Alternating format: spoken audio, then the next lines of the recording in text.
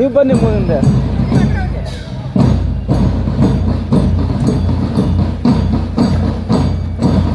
MJ ಅವ್ರು ಮುಂದೆ ಬರ್ರಿ.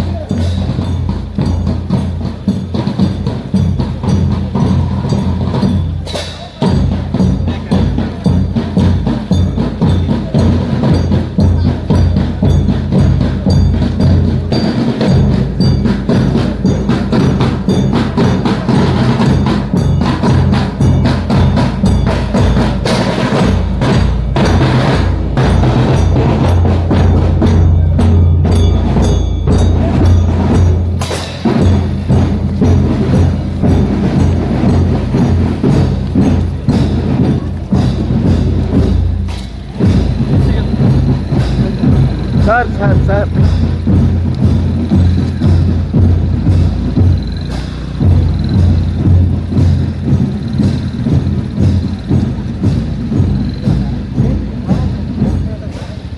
ಹೋಗ ಮಗ ನೀನು ಮಧ್ಯ ಹೋಗ, ಅಂಕಲ್ ಒಟ್ಟಿಗೆ ಹೋಗು. ಹಾಂ ಸೇರು ಅವ್ರೊಟ್ಟಿಗೆ, ಸೇರು. ಹಾಂ ಅವ್ರೊಟ್ಟಿಗೆ ಹೋಗು. ಹಿಂದ್ಗಡೆ ಅಲ್ಲಿ ಸೇರು, ಅಲ್ಲಿ ಮಾಮನೊಟ್ಟಿಗೆ ಹೋಗು. ಮಾಮನೊಟ್ಟಿಗೆ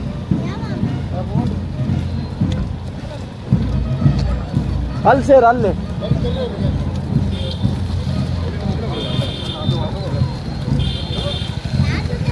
ಅಲ್ಲಿ ಸೇರು ಅವರೊಟ್ಟಿಗೆ. ಇಲ್ಲಿ ಸೇರು, ಉಮ್ಮಕ್ಕನ ಜೊತೆ.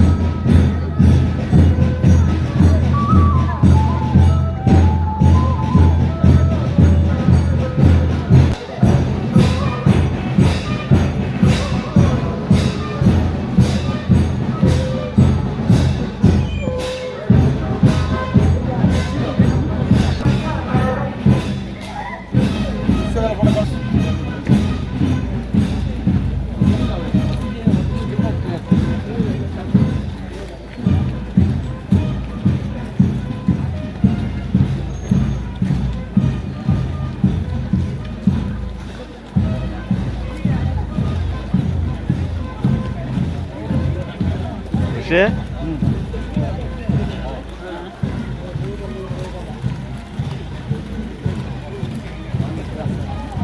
ಅದು ಮೋಹನ್ ಸರಿ ಕೊಟ್ಟಿದ್ದೆ, ಮೋಹನ್ ಸರಿಗೆ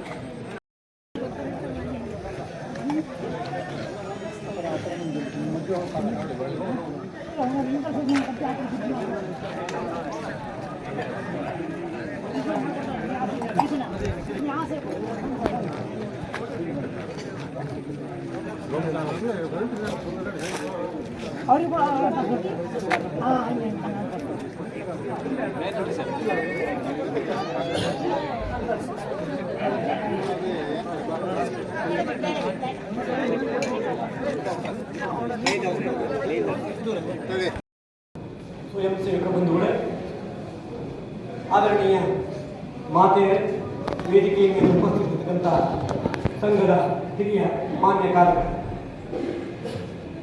ಇವತ್ತು ಸಾಗರ ಗ್ರಾಮಾಂತರದ ಸಂಘದ ವಿಜಯದಶಮಿಯ ಪ್ರಯುಕ್ತ ಸಂಚಲನ ಇದ್ದು ನಾವೆಲ್ಲ ಬಂದು ಭಾಗವಹಿಸಿ ಈ ಕಾರ್ಯಕ್ರಮವನ್ನು ಚೆನ್ನಾಗಿ ನಡೆಸಿಕೊಂಡಿದ್ದೀರಿ. ಇವತ್ತಿನ ಕಾರ್ಯಕ್ರಮದ ಮಹತ್ವ ಮತ್ತು ಸಂಘ 3 ವರ್ಷ ಮುಗಿಸಿ ಮುಂದಿನ ಹೆಜ್ಜೆ ಇರ್ತಕ್ಕಂಥ ಈ ಸಂದರ್ಭದಲ್ಲಿ ಸಂಘದ ಮಹತ್ವದ ಬಗ್ಗೆ, ಸಂಘದ ಕಾರ್ಯಪದ್ಧತಿ ಬಗ್ಗೆ, ಸಂಘದ ವಿಶೇಷತೆ ಬಗ್ಗೆ ಮತ್ತು ಅದರಲ್ಲಿ ನಮ್ಮ ತೊಡಗುವಿಕೆ ಬಗ್ಗೆ ವಿಶೇಷವಾಗಿ ಇವತ್ತು ನಮಗೆ ಮಾರ್ಗದರ್ಶನ ಮಾಡಲಿಕ್ಕೆ ಪ್ರಚಾರಕರು ಬಂದಿದ್ದಾರೆ. ಮೊದಲು ರಾಷ್ಟ್ರೀಯ ಸ್ವಯಂ ಸೇವಕ ಸಂಘದ ಶಿವಮೊಗ್ಗ ಜಿಲ್ಲಾ ಸಂಘಚಾಲಕರಾಗಿದ್ದ ಶ್ರೀಯುತ ಕೇಶವ ಸಂಪೆಕೆ ಇವರನ್ನು ನಾನು ಹೃತ್ಪೂರ್ವಕವಾಗಿ ತಮ್ಮೆಲ್ಲರ ಪರವಾಗಿ ಸ್ವಾಗತಿಸುತ್ತೇನೆ. ಇವರು ಹೆಗ್ಗೋಡಿನ ಸ್ವಯಂ ಸೇವಕರು.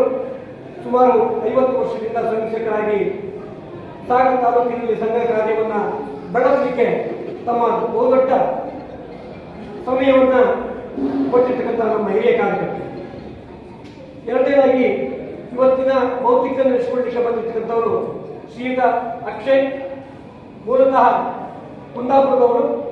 16 ವರ್ಷದಿಂದ ಪ್ರಚಾರ, ಮೈಸೂರು ಹಾಗೂ ತುಮಕೂರು ವಿಭಾಗದ ಪ್ರಚಾರ ಆಗಿ ಜವಾಬ್ದಾರಿಯನ್ನು ನಿರ್ವಹಿಸ್ತಾ ಇದ್ದಾರೆ.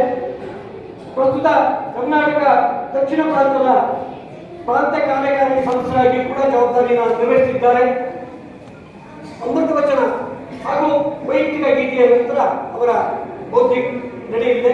ನಾನು ಅವರನ್ನು ತಮ್ಮೆಲ್ಲರ ಪರವಾಗಿ ಮತ್ತೊಮ್ಮೆ ಹೃತ್ಪೂರ್ವಕವಾಗಿ ಸ್ವಾಗತಿಸುತ್ತೇನೆ. ಹಾಗೆಯೇ ವೇದಿಕೆ ಮೇಲೆ ಇರ್ತಕ್ಕಂಥ ಇನ್ನೊಬ್ಬರು ಶ್ರೀಯುತ ಲಕ್ಷ್ಮೀಶ್ KS, ಸಾಗರ ಗ್ರಾಮಾಂತರ ಸಂಘಚಾಲಕರು. ಅವರು ಕೂಡ ಬಾಲ್ಯದ ಸ್ವಯಂ ಸೇವಕರು. ಸಾಗರ LB ಕಾಲೇಜಿನ ಪ್ರಿನ್ಸಿಪಾಲರಾಗಿ ಕಾರ್ಯನಿರ್ವಹಿಸ್ತಾ ಇದ್ದಾರೆ. ಅವರನ್ನು ಕೂಡ ನಾನು ಹೃತ್ಪೂರ್ವಕವಾಗಿ ಸ್ವಾಗತಿಸ್ತೇನೆ. ಹಾಗೆಯೇ ಇವತ್ತಿನ ಕಾರ್ಯಕ್ರಮಕ್ಕೆ ಆಗಮಿಸಿದಂಥ ಎಲ್ಲ ಸ್ವಯಂ ಸೇವಕರಿಗೆ ಹಾಗೂ ಈ ಸುತ್ತಮುತ್ತಲಿನ ಗ್ರಾಮದ ಎಲ್ಲ ಹಿರಿಯ ಬಂಧುಗಳಿಗೆ ಹಾಗೂ ಮಾತೆಯರಿಗೆ ಹೃತ್ಪೂರ್ವಕವಾಗಿ ವಂದಿಸ್ತಾ ನನ್ನ ಸ್ವಾಗತ ಭಾಷಣ ಸಂಘದ ಪಯಣದಿ ಮೂಡಿದೆ ಹಿಂದೂ ಜಾಗರಣ, ಹಿಂದೂ ಎನ್ನುವ ಅಭಿಮಾನ, ಹಿಂದುತ್ವದ ಜಯ ಜಯಕಾರ, ಹಿಂದೂ ಎನ್ನುವ ಅಭಿಮಾನ, ಹಿಂದುತ್ವದ ಜಯ ಜಯಕಾರ.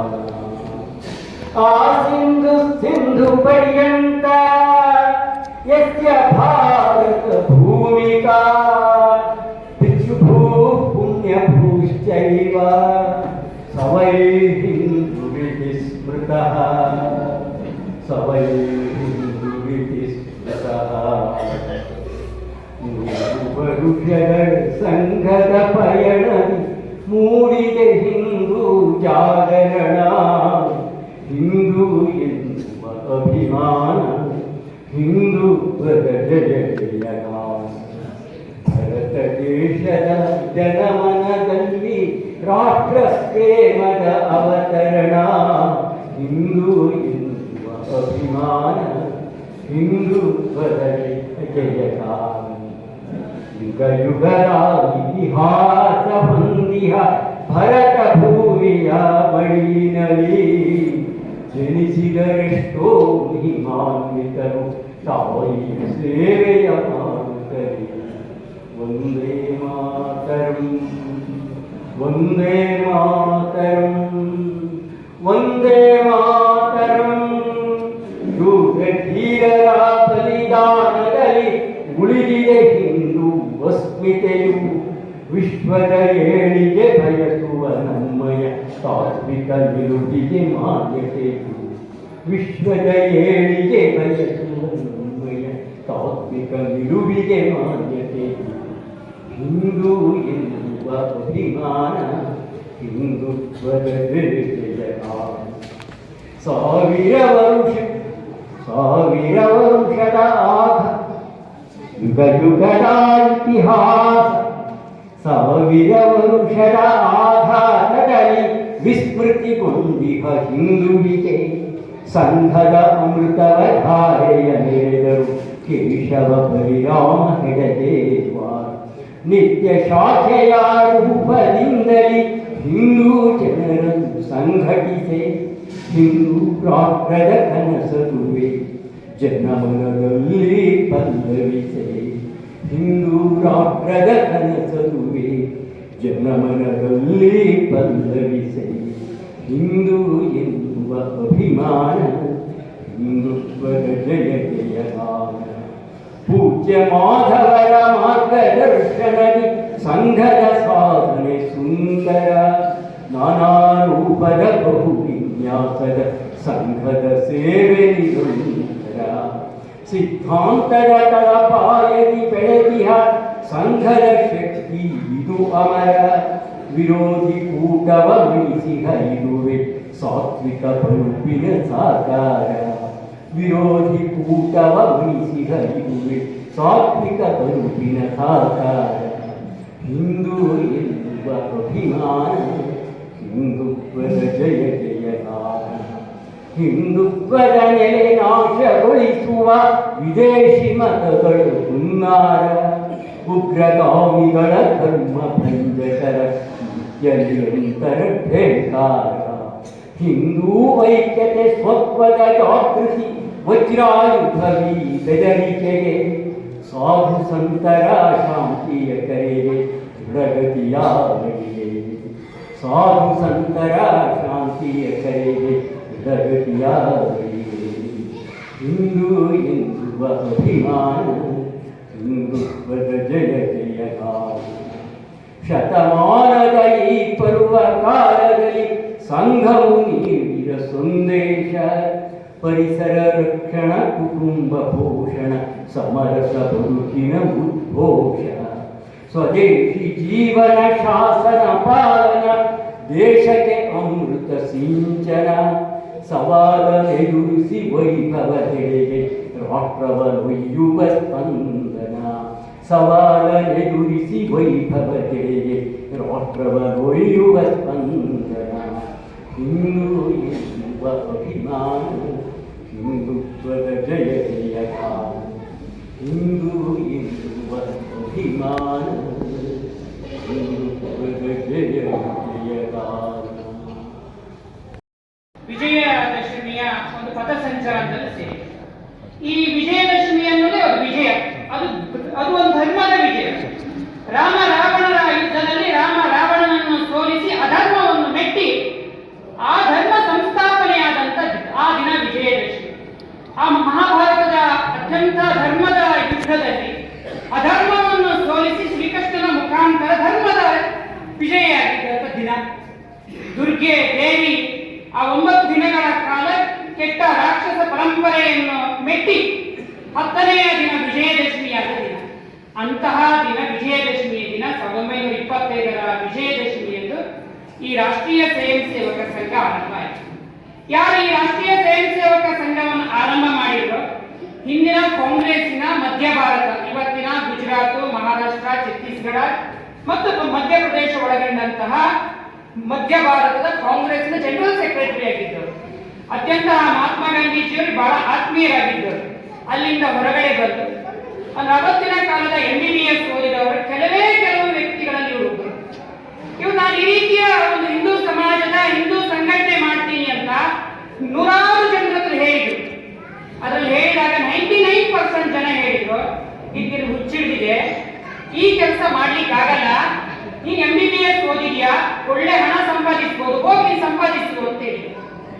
ಇನ್ನೊಂದು 2-3% ಜನ ಹೇಳಿದ್ರು ಮಾಡಿ ನೀನು ಇದು ಒಳ್ಳೆ ಕೆಲಸ ಅಂತ ಹೇಳಿದವರು ಹಿಂದ್ಗಡೆ ಹೋಗಿ ಹೇಳಿದ್ರು ಇದು ಹುಚ್ಚು ಮುಡಿಯದಿದ್ರು, ಇದು MBBS ಓದಿದೆ, ಇದು ಮಕ್ಕಳಿಟ್ಕೊಂಡು ಸಂಘಟನೆ ಕೆಡ್ತದೆ ಅಂತ ಹೇಳಿ ಹಿಂದೇನೋ ಹೇಳಿದವರು ಯಾರು ಮುಂದೆ ಹೇಳಿದ್ರು ಹಿಂದೆ ಹೋಗಿ ಹುಚ್ಚಿಕೊಂಡೆದು ಅಂತ ಹೇಳಿದ್ರು. ಯಾರು ಸಹಕಾರ ಕೊಟ್ಟಿರಲಿಲ್ಲ. ಆದರೂ ಈ ಕೆಲಸ ಮಾಡ್ತೀನಿ ಅಂತ ಹೋದ್ರು. ನೂರಾರು ಜನ ಸಾಧು ಸನ್ಯಾಸಿಗಳು, ಸಮಾಜ ಸುಧಾರಕರು ಎಲ್ಲರೂ ಈ ಪ್ರಯತ್ನ ಮಾಡಿ ಕೈ ಸುಟ್ಕೊಂಡಿದ್ರು. ಈ ಹಿಂದೂಗಳನ್ನು ಸಂಘಟನೆ ಮಾಡ್ಲಿಕ್ಕಾಗಲ್ಲ ಅಂತ. ಆ ಮಾಡಲಿಕ್ಕಾಗದ್ದನ್ನು ದೇಶ ಈ ಜಗತ್ತಿನಲ್ಲಿ ಯಾವುದನ್ನು ಮಾಡ್ಲಿಕ್ಕಾಗಿಲ್ಲವೋ ಮಾಡಿ ತೋರಿಸಿ ಅನ್ನು ಹೊರಟಂತಹ ಸಂಘಟನೆಗೆ ಸರಿಯಾಗಿ 100 ವರ್ಷ, 1 ಶತಕ. ಜಗತ್ತಲ್ಲಿ ಯಾವ್ದು ಮಾಡ್ಲಿಕ್ಕೆ ಆಗಲ್ಲ ಅಂತ ಎಲ್ಲ ಬಿಟ್ಟು ಹೋಗಿದ್ರು.